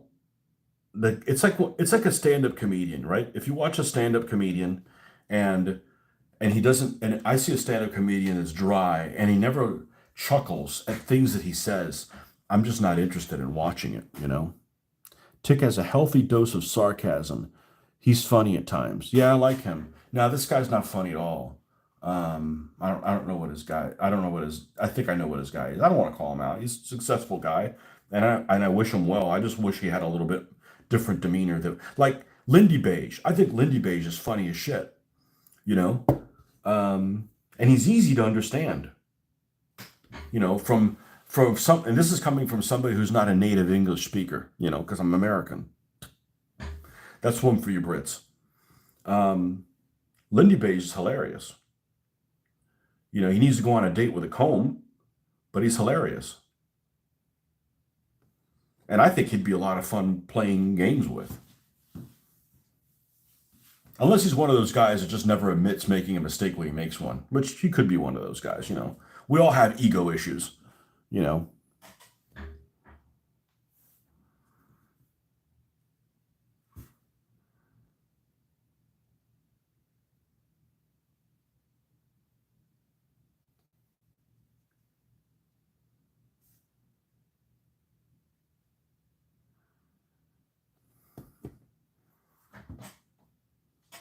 But I'm watching this guy, and it was an author about the Eastern Front, and this guy admitted that he didn't know a lot about the Eastern Front. That basically a lot of that he admitted that he himself did not know a lot about the Eastern Front, and I'm like, is that common? Is that common that people that are World War II nuts just kind of like discount the Eastern Front? Like I understand that, you know, if you're British, you're kind of interested in the areas that the British was at, but I'm American and I'm like, but see, I get to be American every day. You know, I'm interested in stuff that has no American involvement in, as long as it's something that I'm interested in. Is that a common thing that people in Britain don't really care about what happens in Russia? Well, you shouldn't have sent them so many Valentine tanks then. Lindy Bass reminds me of an English teacher I had in the late 70s. Yeah, he's all over and he has a lot of energy. And I like people that have energy. Now, sometimes they can have too much energy, like you need to be on your medication. But at least to keep you engaged. Um, who's that guy that used to do the show on? I can never remember what his name is. They used to do shows on the History Channel, and he's incredibly English from my perspective. Um, we've talked about him before, and he's definitely like an over the top actor, but he keeps you engaged. I'll tell you what his name is right now. I like this. I like this guy. I actually liked his show. I think I caught every one of his shows. Um, when he was on.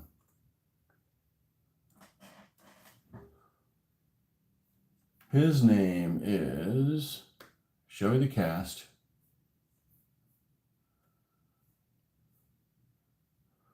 Look for the bald head. If he's on here.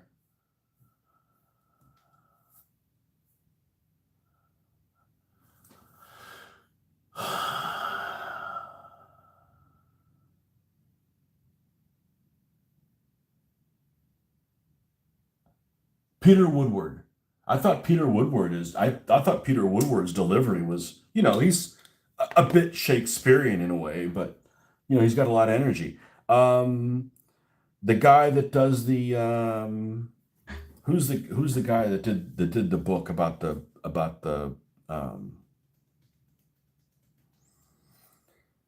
about the how to do dioramas or things. That quit his job to do that, and things didn't go. I think he has a shitload of energy. Um, Mel, I think Mel has a shitload of energy. Like he like keeps you interested.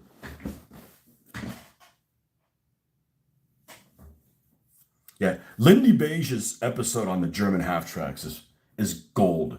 That one's gold. I love that one.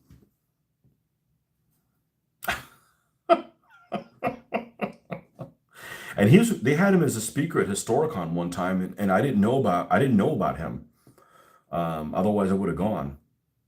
But I'm not much of a celebrity seeker outer kind of person. Like, ooh, that person's famous. Let me, I'm not one of those people.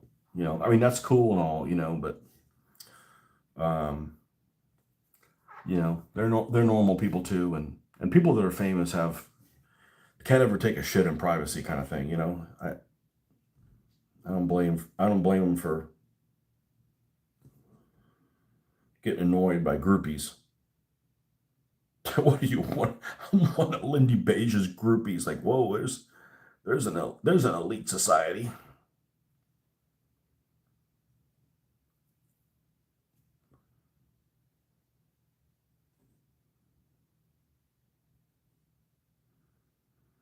But yeah, the two of those channels that I subscribe to have really good information. And I just can't watch the programming because both of the people that do the delivery it's a little flat for me.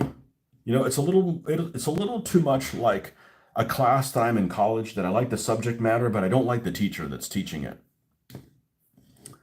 And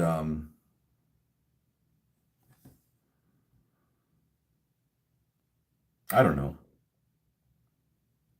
Different things appeal to different people.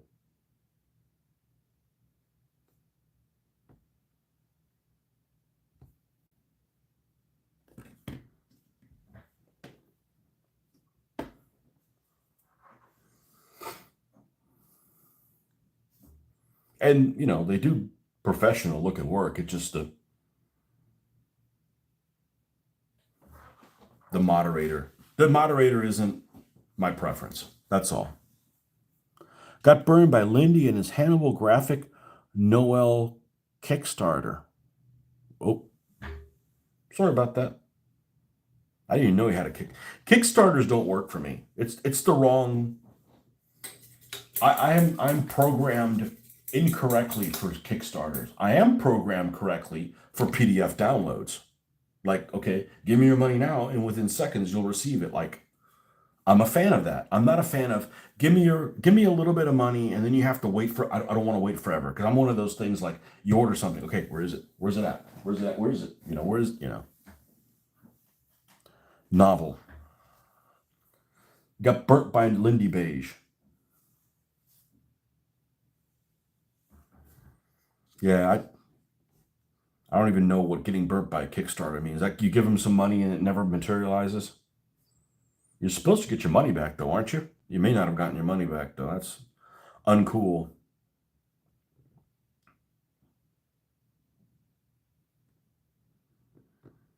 Well, the nice thing is where you're at, you can just call them a stupid pommy or whatever it is you guys call them. What's the name for him? You stupid pomegranate or whatever.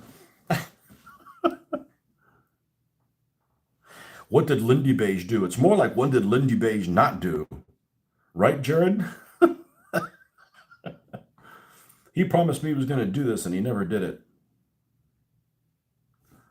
He had some interesting videos, but of late he's been doing just like Tick has been going off on these political things, and he explained it in one of his videos is the reason he went on those political things because he can do them on his own without any help with the graphics and stuff like that. Okay, that's a fair thing, but same thing. Lindy Beige goes on. When I cheat on my wife and things like that, just like some real like philosophical crap. I'm like, and the problem with them is they're not very entertaining. I tried to listen to one of them. And I'm like, okay, this is not the Lindy Beige presentation that I was looking for.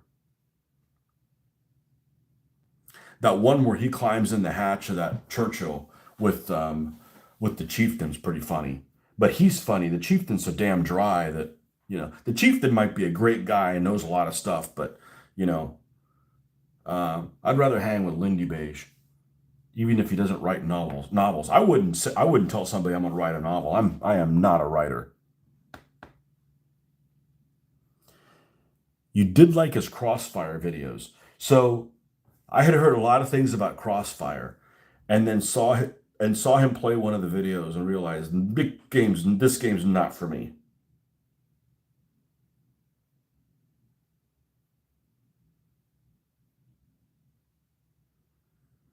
But I can say that about just about every game. This game's not for me.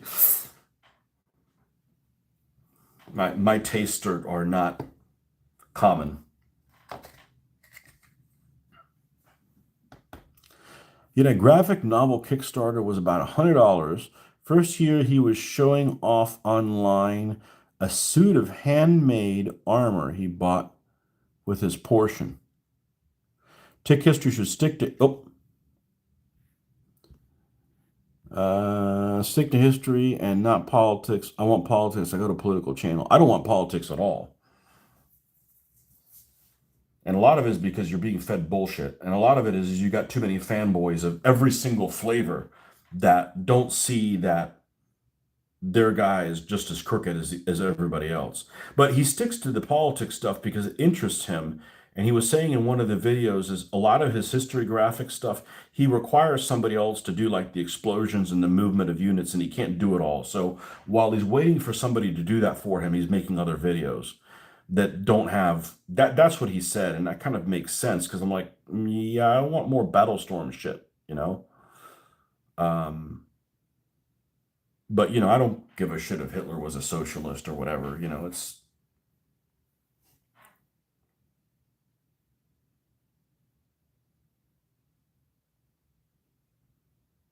I'm not interested in that stuff.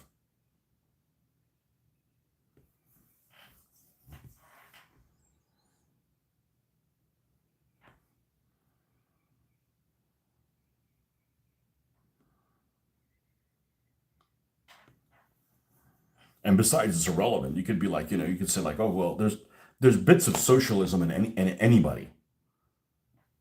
That doesn't necessarily mean that they're,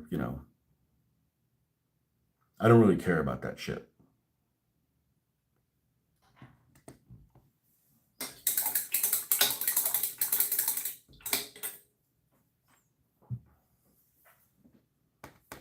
Speaking of YouTubers, there's someone on here that does kit reviews and compares sizes by using a little miniature of David Fletcher.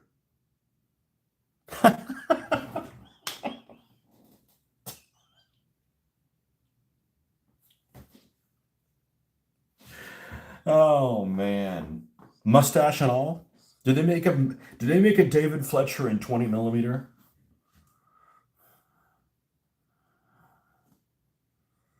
I haven't listened to a lot of David Fletcher. I've got a couple of his books. I haven't made up my decision on him yet. He strikes me a little bit of a,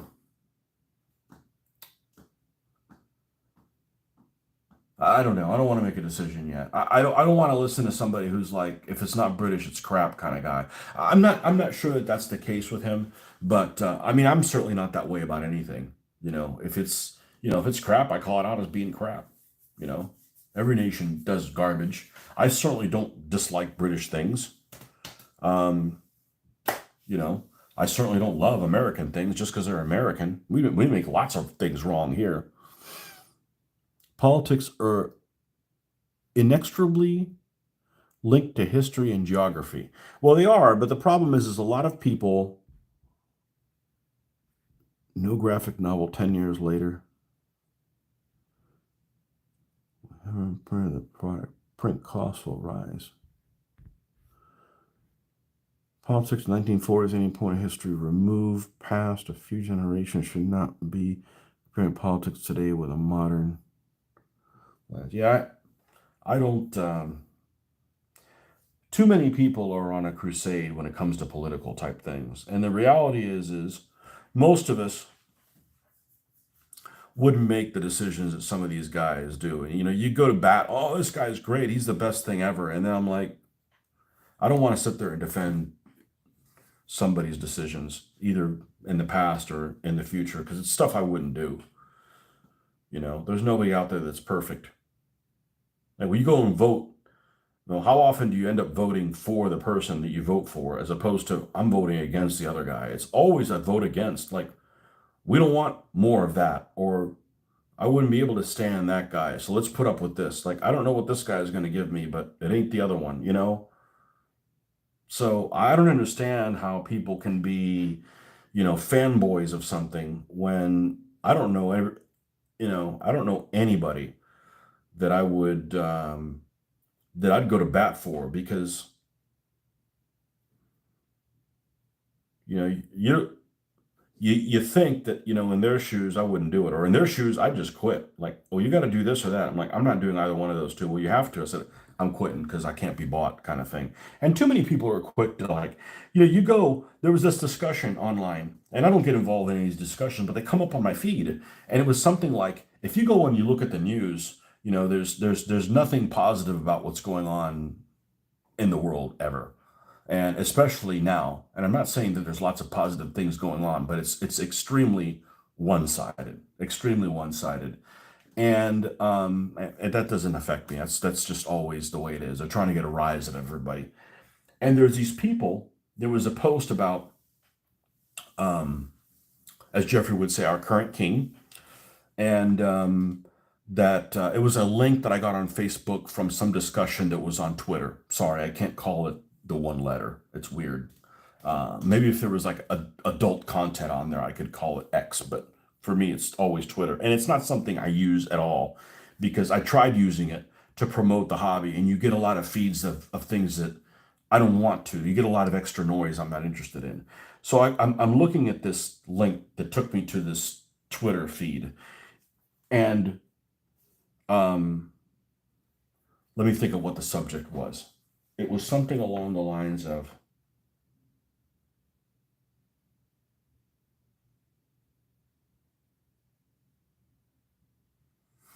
somebody complaining about somebody being running their own business and being really rich. And somebody's just the thing was, if you're just go and be one of those people, just go and work hard and be one of those people. And they just went back and forth and back and forth. And I'm like, and I'm sitting there thinking, I don't get in those type of discussions on everybody, but I think there's a lot of people that if they just put half of the effort into bettering themselves, whatever that is, that they do in arguing about shit online as a keyboard commando, they would be a lot more successful. There's a lot of people that devote a lot of time to arguing with people that are trolls or they're never going to meet. It's like, that's just a waste of time. It's just a complete waste of time. And so many people engage in it. So many people engage in it. I'm sorry, I can't spend time at my work because I'm busy arguing with people that I'm never going to meet. Like, I just want to argue on the internet. Like, I certainly have opinions. I certainly have strong opinions. And I don't mind discussing them in person with somebody, but I don't need to post them on some forum that I'm not going to change anybody's mind on. And there's people that are just going to argue incessantly about it. And it just gets, like why bother? And so many people are willing to engage in that kind of activity. And it's a waste of your soul, you know? Because some people just like aren't worth, just most people are reasonable, I think. I think 75% of us are reasonable. Maybe it's 50, but there's a lot of reasonable people. But we shut the fuck up and move on, and we're not going to fight losing battles. But so many people are willing to do that. You know, if you would just devote all that time to doing something constructive instead of arguing with random people, that even if you win the argument with a random person, it doesn't change the world. You know, that's one person you've converted, and they're not converting anybody. It's like, man, go paint some fucking half tracks or something,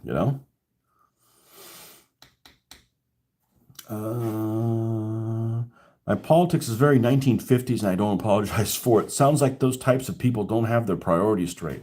It's just, they're just, bitter, you know? And maybe this has always been going on. But I'm telling you, the internet is great, but it gives everybody a voice. And some people don't deserve a voice. Some people just are out there causing chaos for the rest of us and trying to send us, in the wrong direction. So all you can do is don't take that bait. F them. Let them die lonely with cats.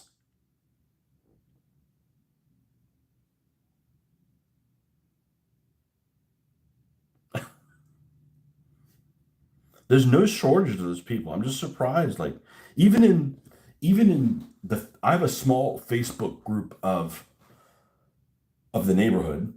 That one's pretty positive. But the local two towns that, I mean, the two towns together probably have 30,000 people, maybe. Man, there's some people that are just like, they'll take a photograph of, if this is your daughter, you need to talk to her because I almost got run off the road. And she's going 20 miles an hour over the speed limit, and here's their license plate or whatever. And somebody will come in and they're like, this is a fight I need to get involved in. If you're going to be a vigilante, like go after people that have like really done you wrong. Not like I'm a keyboard vigilante. How do you know you shouldn't have been taking that picture on there? You probably are being a driver that's unsafe as well, taking pictures of that kind of stuff on there. I'm like, do people like to type that much? You need to get that kind of exercise on your fingers. And they would go, and they don't know each other. I'm like, oh my God. And I'm just like, let it burn to the fucking ground. And there's so much of that on the internet. So much of it. And it's just like, I wish I miss the days when you never heard about people like that. I miss the days when you didn't hear about uh, everybody always being at each other's throat for everything.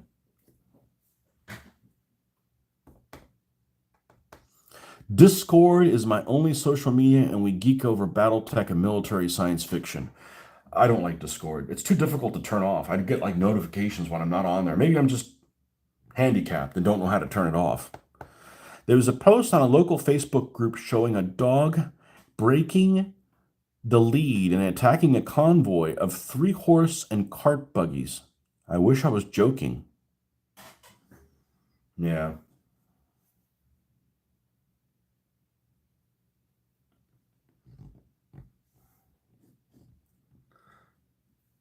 I don't want to be negative about stuff that is one of the few things that brings me pleasure. So I don't really care what scale people do. Just don't ask me to do something that I don't want to do, and I'll try to do the same thing. If you think 20 millimeter is the dumbest scale ever, if you think World War II is stupid, that's fine. You know, nobody's asking you to play in any games. You know, just be positive.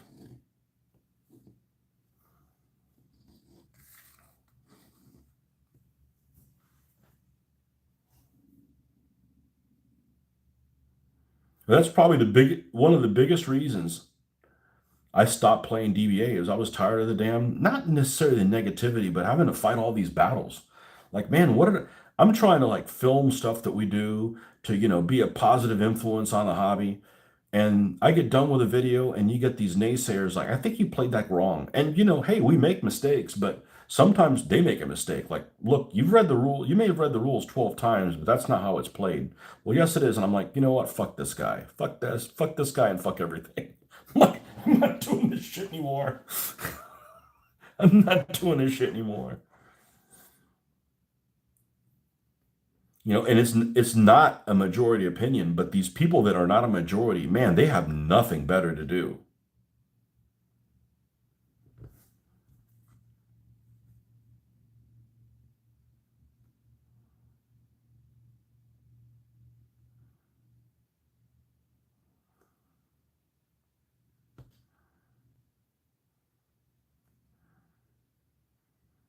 I don't like how you play your game. That's fine. I'm not inviting you to the game session. You're a dickhead. Why would I want you here?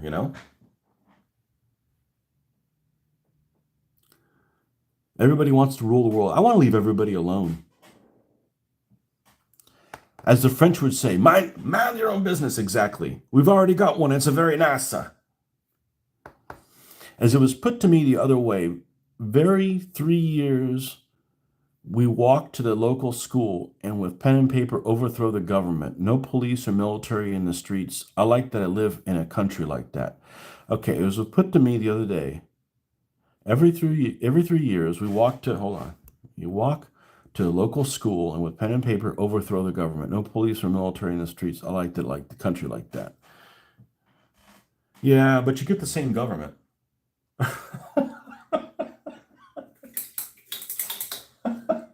For bad or for worse.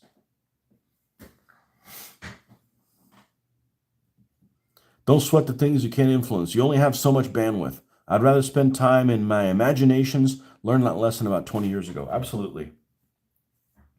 There's no corruption here.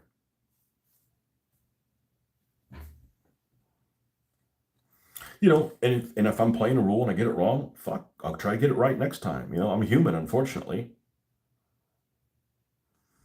If I wasn't, I wouldn't have to get up so many times to pee. Actually, that doesn't happen that much here. It happens a lot at work. I drink a lot more liquids at work. It's always hot at work. And besides, you need to move. You need to move around some. How are we doing on time? All right, those lazy potheads at the Subaru dealership aren't there yet, so we can still do more pay. Oh man, I'm not going to go down the slippery slope of messing with the Altaia ones right now. Let's get some track color done.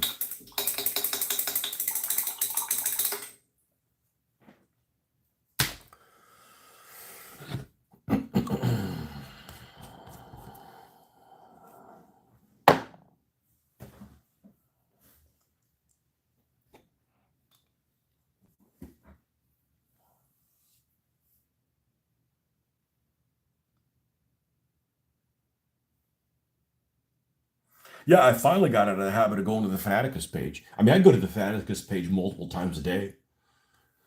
You know, it was almost like freaking quitting cigarettes. No, not leather brown. What's wrong with me? Where's that SS Camel Black? It's funny. I'll run out of it. I'm gonna run out of this shit, and then like have to paint some SS uniforms, and I have this color. It's one of the P dot colors, I'm sure. That's why it's called that. Yeah, I used to go there all the time, and then just I think I finally stopped going there. And it sucks because I met some of you guys on there. But there's some folks on there now that just there's some of those type of people. I was just talking about. I just don't want to interact with those type of people. That one guy on there is not. I don't think he's ever played the game in the way it's been intended. There's another guy that would always come in, and every time you would bring up DBA, he would have to work in the same sentence how he'd be promoting another rule set. I'm like, just go to the other rule set, man.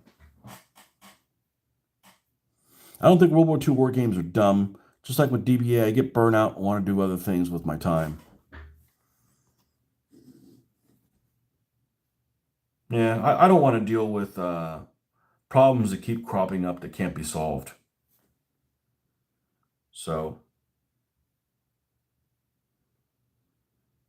we'll try to run this by the rules. If something in the rules doesn't make sense, we won't play it that way. Especially when it's something that doesn't make sense to everybody that I'm playing with. It's not like, well, it's Tony's way or the highway. No, we're all playing it and we all see the same error. So let's change it. Something doesn't work. You can't because there's a tournament set and we have to have a committee and the committee won't meet and make a decision, or all the members have to agree, and there's 10 members and one guy always wants to be a contrarian and we never can move forward. I'm like, fuck that shit. I'm not fighting every battle all the time. The same battle over and over again, especially when stuff like that wouldn't be tolerated for a split second at work. Like any tiny little thing goes wrong that's unusual. Oh, we got to make some policy to make sure that doesn't happen again. And it still happens again, but at least you have a policy for it. I'm not going to put up with that nonsense in my personal life when it wouldn't be tolerated where I work.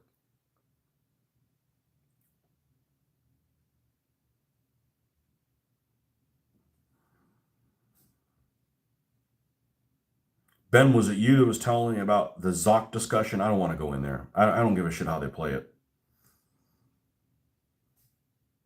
All I can say is if two units are corner to corner, catty corner from each other, one of them is southwest and one of them is northeast, and they're locked down, but they can't fight each other, that's messed up. That just doesn't work.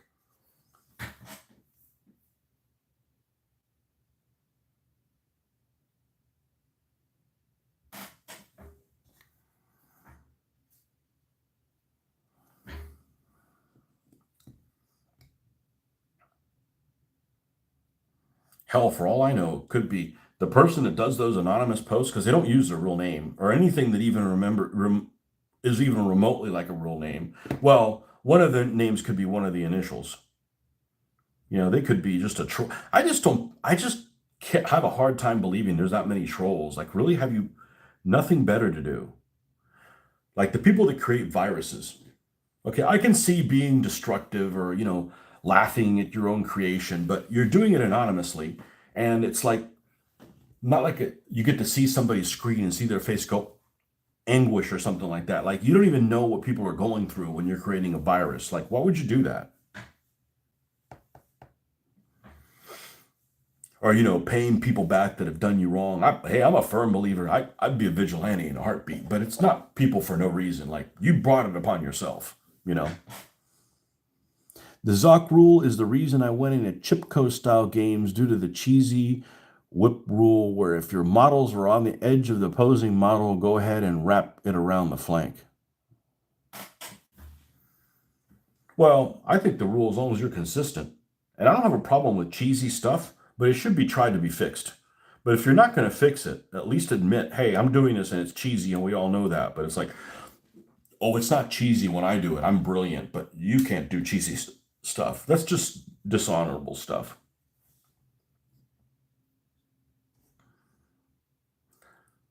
And I really didn't have a problem. It really wasn't an issue with anybody that I played with, or even in the tournaments that I played with.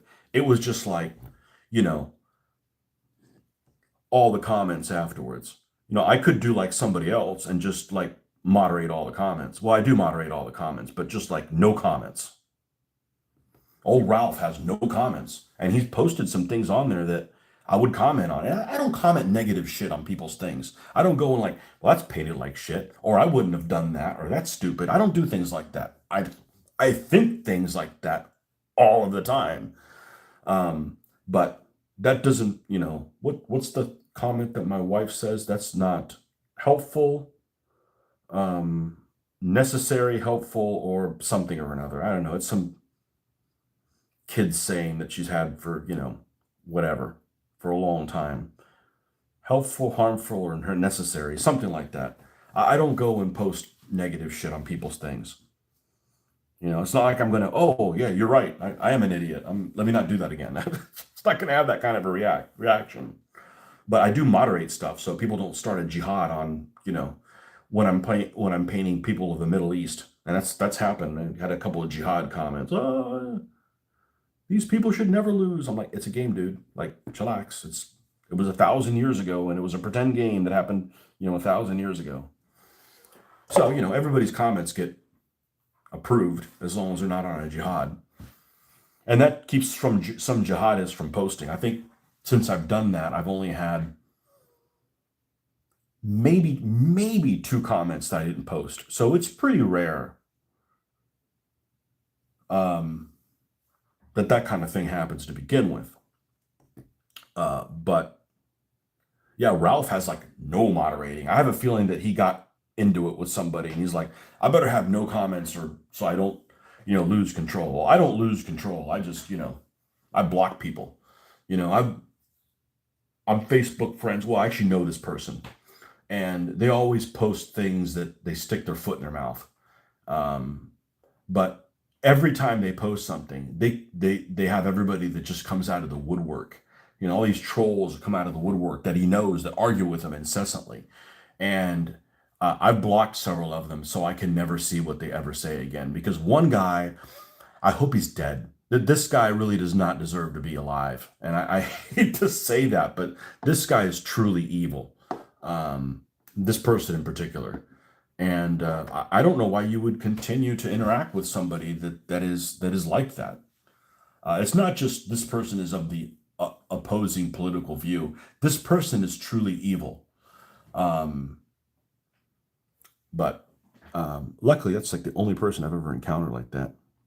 Geez, too many rank and flank games have these nonsensical rules on how to wrap units around where you can just simply move and get on with it. Well, the purpose of war games is to get into conflict, not to not get into conflict, which is why I hate aircraft carriers, because aircraft carriers like, oh, they're coming this way. Oh, okay, well, we'll leave. Like, you want the battleships to shoot at each other. That's the whole point. We don't mind if aircraft's involved, but I hate aircraft carriers. They ruin the whole experience.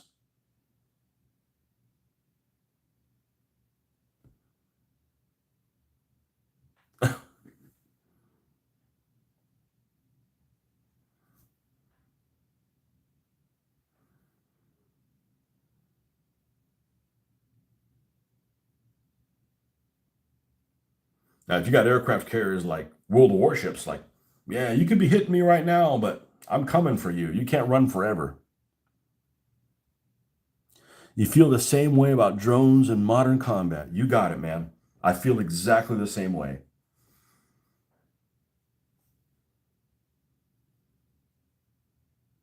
Totally uninterested. Oh, they're a great weapon. Well, they might be a great weapon. I don't want to play in that. I'll play a different period where they don't exist.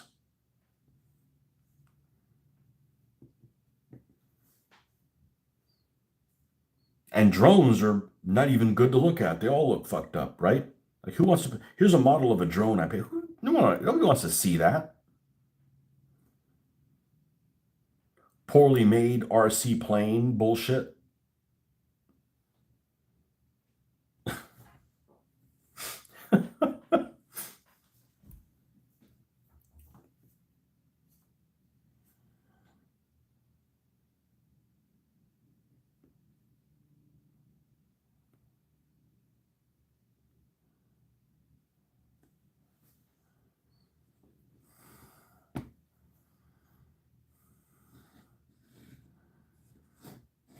Okay, the Funkenwagen. Bring on the Funk. Wow, I did a shit job of painting that black. Let's fix that now.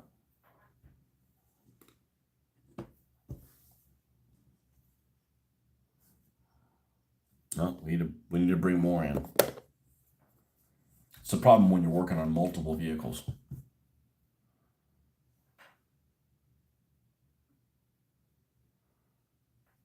I'm doing all this because the big hang up for me on these is going to be the numbering. I haven't figured out how I'm going to do it yet. They're not going to be all part of a unit, but there's going to be a method to the madness, and I need to figure out what I want that method to be.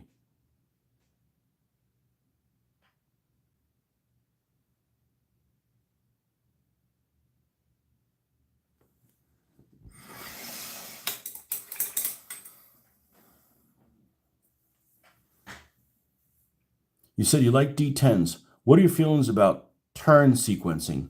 Define turn sequencing. You don't have to. What do you mean about turn sequencing? Um, I like games. I'm not going to try to answer your question, but this kind of made me think about that. I'm not going to try to answer your question because I don't really understand it. So I don't want, what's 8 plus, what's 2 plus 2? Oh, something totally different because I didn't understand your question. One thing that makes a game for me really interesting is that it doesn't take a long time before your turn coming back around. Or you have this element of which DBA does really well. DBA is really good about your turns coming up soon. And you're, even though it's not your turn, you're still involved in it. Like one guy, you get to roll as many dice as the guy attacking you, right? Like that works. You have a say in it. The other thing that works for me is that you don't know when your turn is going to come up next. Like one guy could pull 3 chits and get 3 guys go in a row, and then it's your turn. And you can have 6 guys go in a row. It's not likely, but it could happen. So it's not like it's really predictable. I don't like turn sequences that are really predictable. Like, all right, I know you have your prep fire phase. I'm going to come back in 30 minutes and you can tell me what happened. Um, I don't like games like that. Or I don't like games where, like, command decision. All right, everybody that didn't move at all fires first. Okay, that's done. All right, now everybody can move. Okay, now everybody that can, it moved half can fire. It's too predictable. It's too predictable and ends up turning into a game where there's one definitive way to skin a cat and everything else just ends up being not the right way to do things unless you want to do it differently just to be different. But it's not the most efficient way. There's not enough different ways of doing something. Like in DBA, you have alternating balance. I go, you go, and alternating activations. I like activations that are unpredictable. Um, I don't like opportunity fire. Opportunity fire really is more than anything else slows down the game, other than having like a double blind game. Opportunity fire is just because what ends up happening is like you got some vehicle here and there's some kind of a gap and or not even a gap, like this isn't spotted and they can see it moving. All right, I'm gonna move. I'm gonna move from here to this point. Oh, hold on, stop back. So you already know where it's going to when you stop him. And all right, let me bring him back to here. Now let me take the shot. And the other guy that's playing this has already told everybody where they're going to go to and where they were heading to. So it takes that element of surprise out. And I hate opportunity fire because it's hokey like that. And it slows the game down intensely. I go, you go. I don't necessarily have a problem with. I like gaming. I don't mind gaming systems, although I haven't played them very much. Where you get to go until you have a failure, and then it's the other guy's turn. I kind of like that. The press your luck type of thing. I haven't played a whole lot of games that do that, but the ones that I have, I found were pretty enjoyable. I like the random. I like the you get one action. Like compare Advanced Squad Leader to the ripoff of Advanced Squad Leader, whatever the hell it's called. I can never remember what I can never can remember what this game is called. Lock and Load Tactical. Lock and Load Tactical is a total ripoff of ASL, but it has a lot of things going for. I think ASL, like the vehicle combat and stuff, and really the infantry combat, is pretty good. I wish it was zoomed in one level down more, but I don't like the 2d6 because it's the whole bell curve thing. And I don't like that it's like all the movement happens here and all of the firing ahead fires this and all the movement fire. It's too controlled.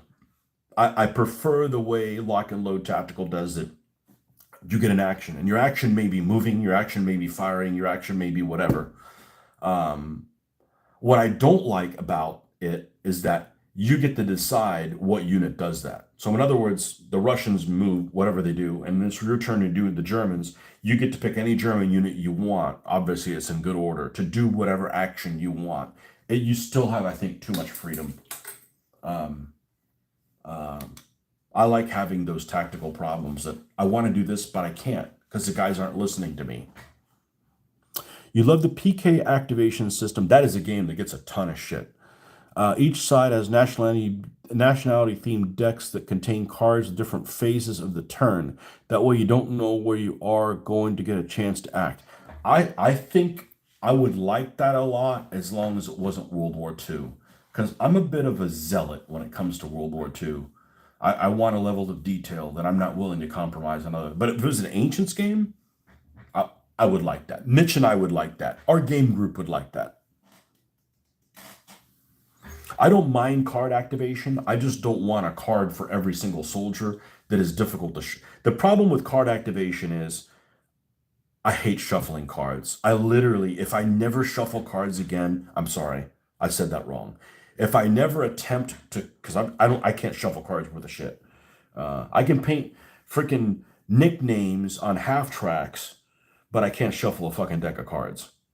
Okay.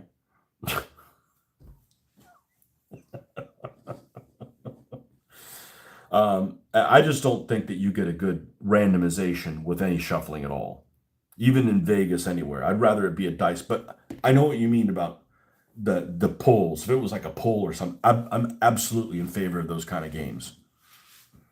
I absolutely like those random things you can't control. You just try to do the best you can with what you have. Because you know what? It means you don't have to have a really meticulous plan. And I'm a fan of that. I'm a fan of playing games where I'm not trying. That's what I always hated about Big Battle DBA. It wasn't playing a game with a co-player. I like that part. I don't like formulating some complicated battle plan in advance. And when your dice rolls start going south, you can't do anything even remotely like what your plan did. And I feel like I'm getting bent. I feel like I wasted that time planning. Now, maybe if I enjoyed doing planning, that would be different, but I don't enjoy doing planning. And it's one of those things that reminds me of shit that happens at work, where it's you have to do all these plans, and some dickhead decides to do something different and throws it up in arms, and you've got to replan, and you wasted all your fucking time. And it just, maybe if you're retired or you were somebody who was, I don't know, worked at a rock mine and all you did was like beat on one rock all day long, you'd enjoy, using part of your brain that so it doesn't go into atrophy. But the rest of us, it would just drive us over the freaking edge. I don't like a lot of planning.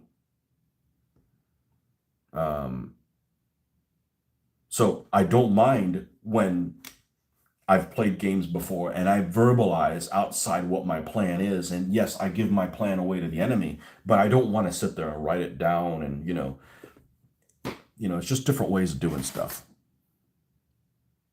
Face of Battle uses cards, but I use them as chips. I write their name on a chip. I could throw them in a bag and pull the chip out. So it's the same, but you get a real shuffle. You get a real shuffle. And I don't like the both teams having the same number of cards. So if 10 guys are facing against 20 guys and they're the same troop quality, the 20 guys have twice as many chips or cards or whatever. So the smaller side has to has to fill their deck with fake cards, so they're only moving half as off. It just, I don't like. It's a game within a game, and then you got to make the cards, you got to shuffle them, you got to make sure the edges don't get fucked. I'm not doing anything with cards, so I just put all the chits in one, and it's one guy at a time. Remember, if both guys are moving at the same time, like, okay, let me go. I'm gonna move that vehicle, and then you're like, you're some guy would like move the vehicle slow so you could react to the other guy that's moving at the same time, or the guy, or I'm going to shoot at that. Oh no, I'm going to shoot at this guy or whatever. It just becomes a game within a game, and I'm not interested in that. It's an impetus system. When both sides roll die, the difference gives the number of cards you can turn over and use impetus to activate units. You can move what you want, not all you want. I'd like that, as long as it's not World War II, because in World War II, there's a specific narrative that I'm interested in taking part in. And if it doesn't fulfill that anal retentive narrative that I want to fulfill, the game is a loss for me. Like, I'll never play another rapid fire game ever. I absolutely hated rapid fire. I didn't. The scale of rapid fire is okay. I like 1 to 5. 1 to 5 is okay. I just didn't like the way it was handled. There was too many, like, you can move and fire. Okay, well, fuck, if I move, I'm going to get massacred. And if I sit there and fire, it's not going to be very effective. It's like, fucked if you do, fucked if you don't kind of thing. I didn't like rapid fire at all. I also don't like Flames of War. Flames of War plays like it's 1 to 5, and it's supposedly not. Like, okay, what arc are you in? Well, front and everything else. I'm like, no, that's not a game for me.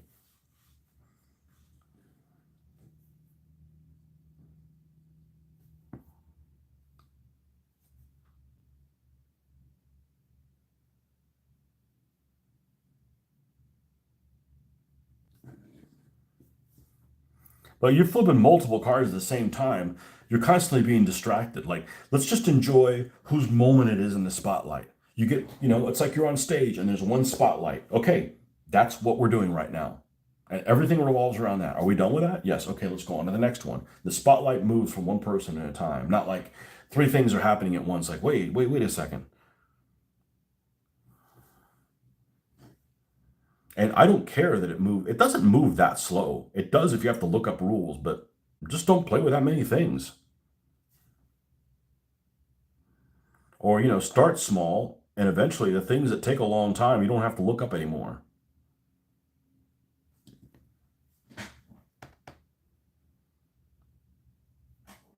I've seen bolt action played once, and God, I've heard horror stories about the vehicle rules in bolt action, or the lack of vehicle rules in bolt action.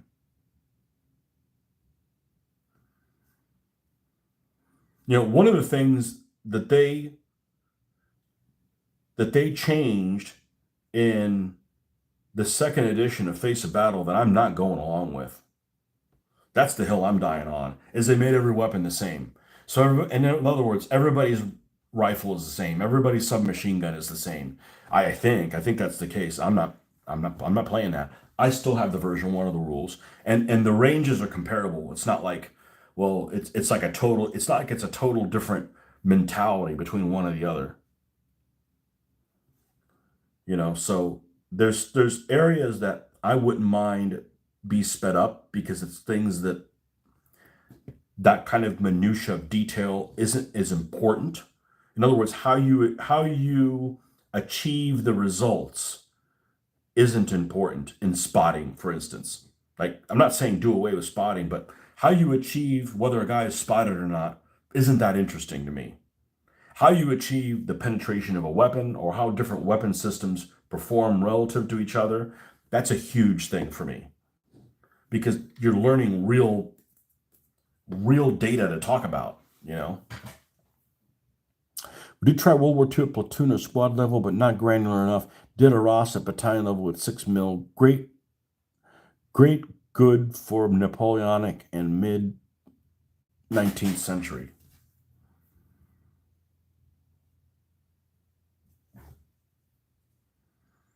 All right, we're gonna paint this track and then we're gonna go. Even though we got some juices flowing this morning, man. I appreciate you guys.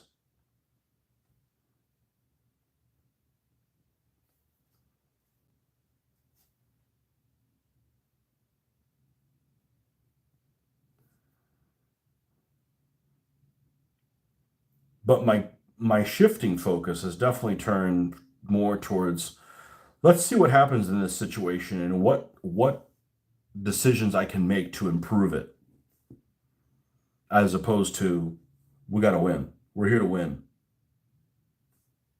I mean, obviously, you're there to win, but I'm interested in the narrative. That's why I don't really have a problem with playing solo, especially if I'm going to explain things out loud. Okay, well, we're doing this because these guys are probably sitting up here and they wouldn't be looking at that in that direction, so they didn't see them. That kind of stuff. It's almost like I'm storytelling. That's kind of what interests me more than, all right, we got to have the GM and people have to go, then worried about outsmarting the actual players with each other. That's not important to me. Let's find out who's the better outsmarter. Like, that doesn't really matter.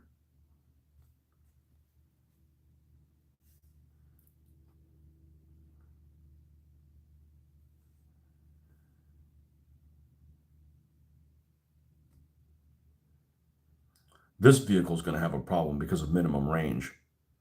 There's going to be a minimum range around this vehicle. That mortar is not going to be able to touch anything. And I don't know what it is.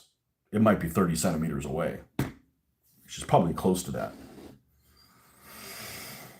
You get within a foot or something, the mortar can't hit you. It's too close to the vehicle.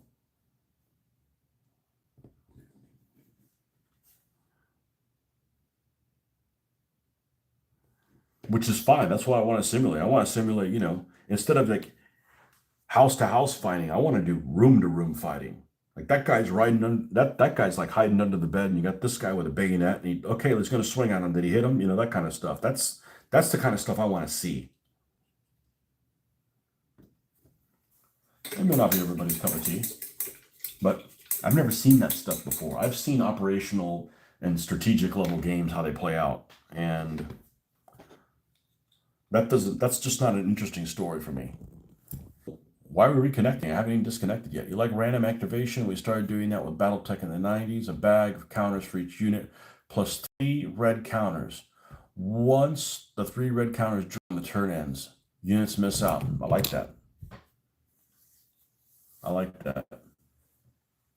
All right, folks. Well, that's it for this morning. I've got to go take the car in. And thanks for stopping by. We'll see you guys on the next one. Bye-bye.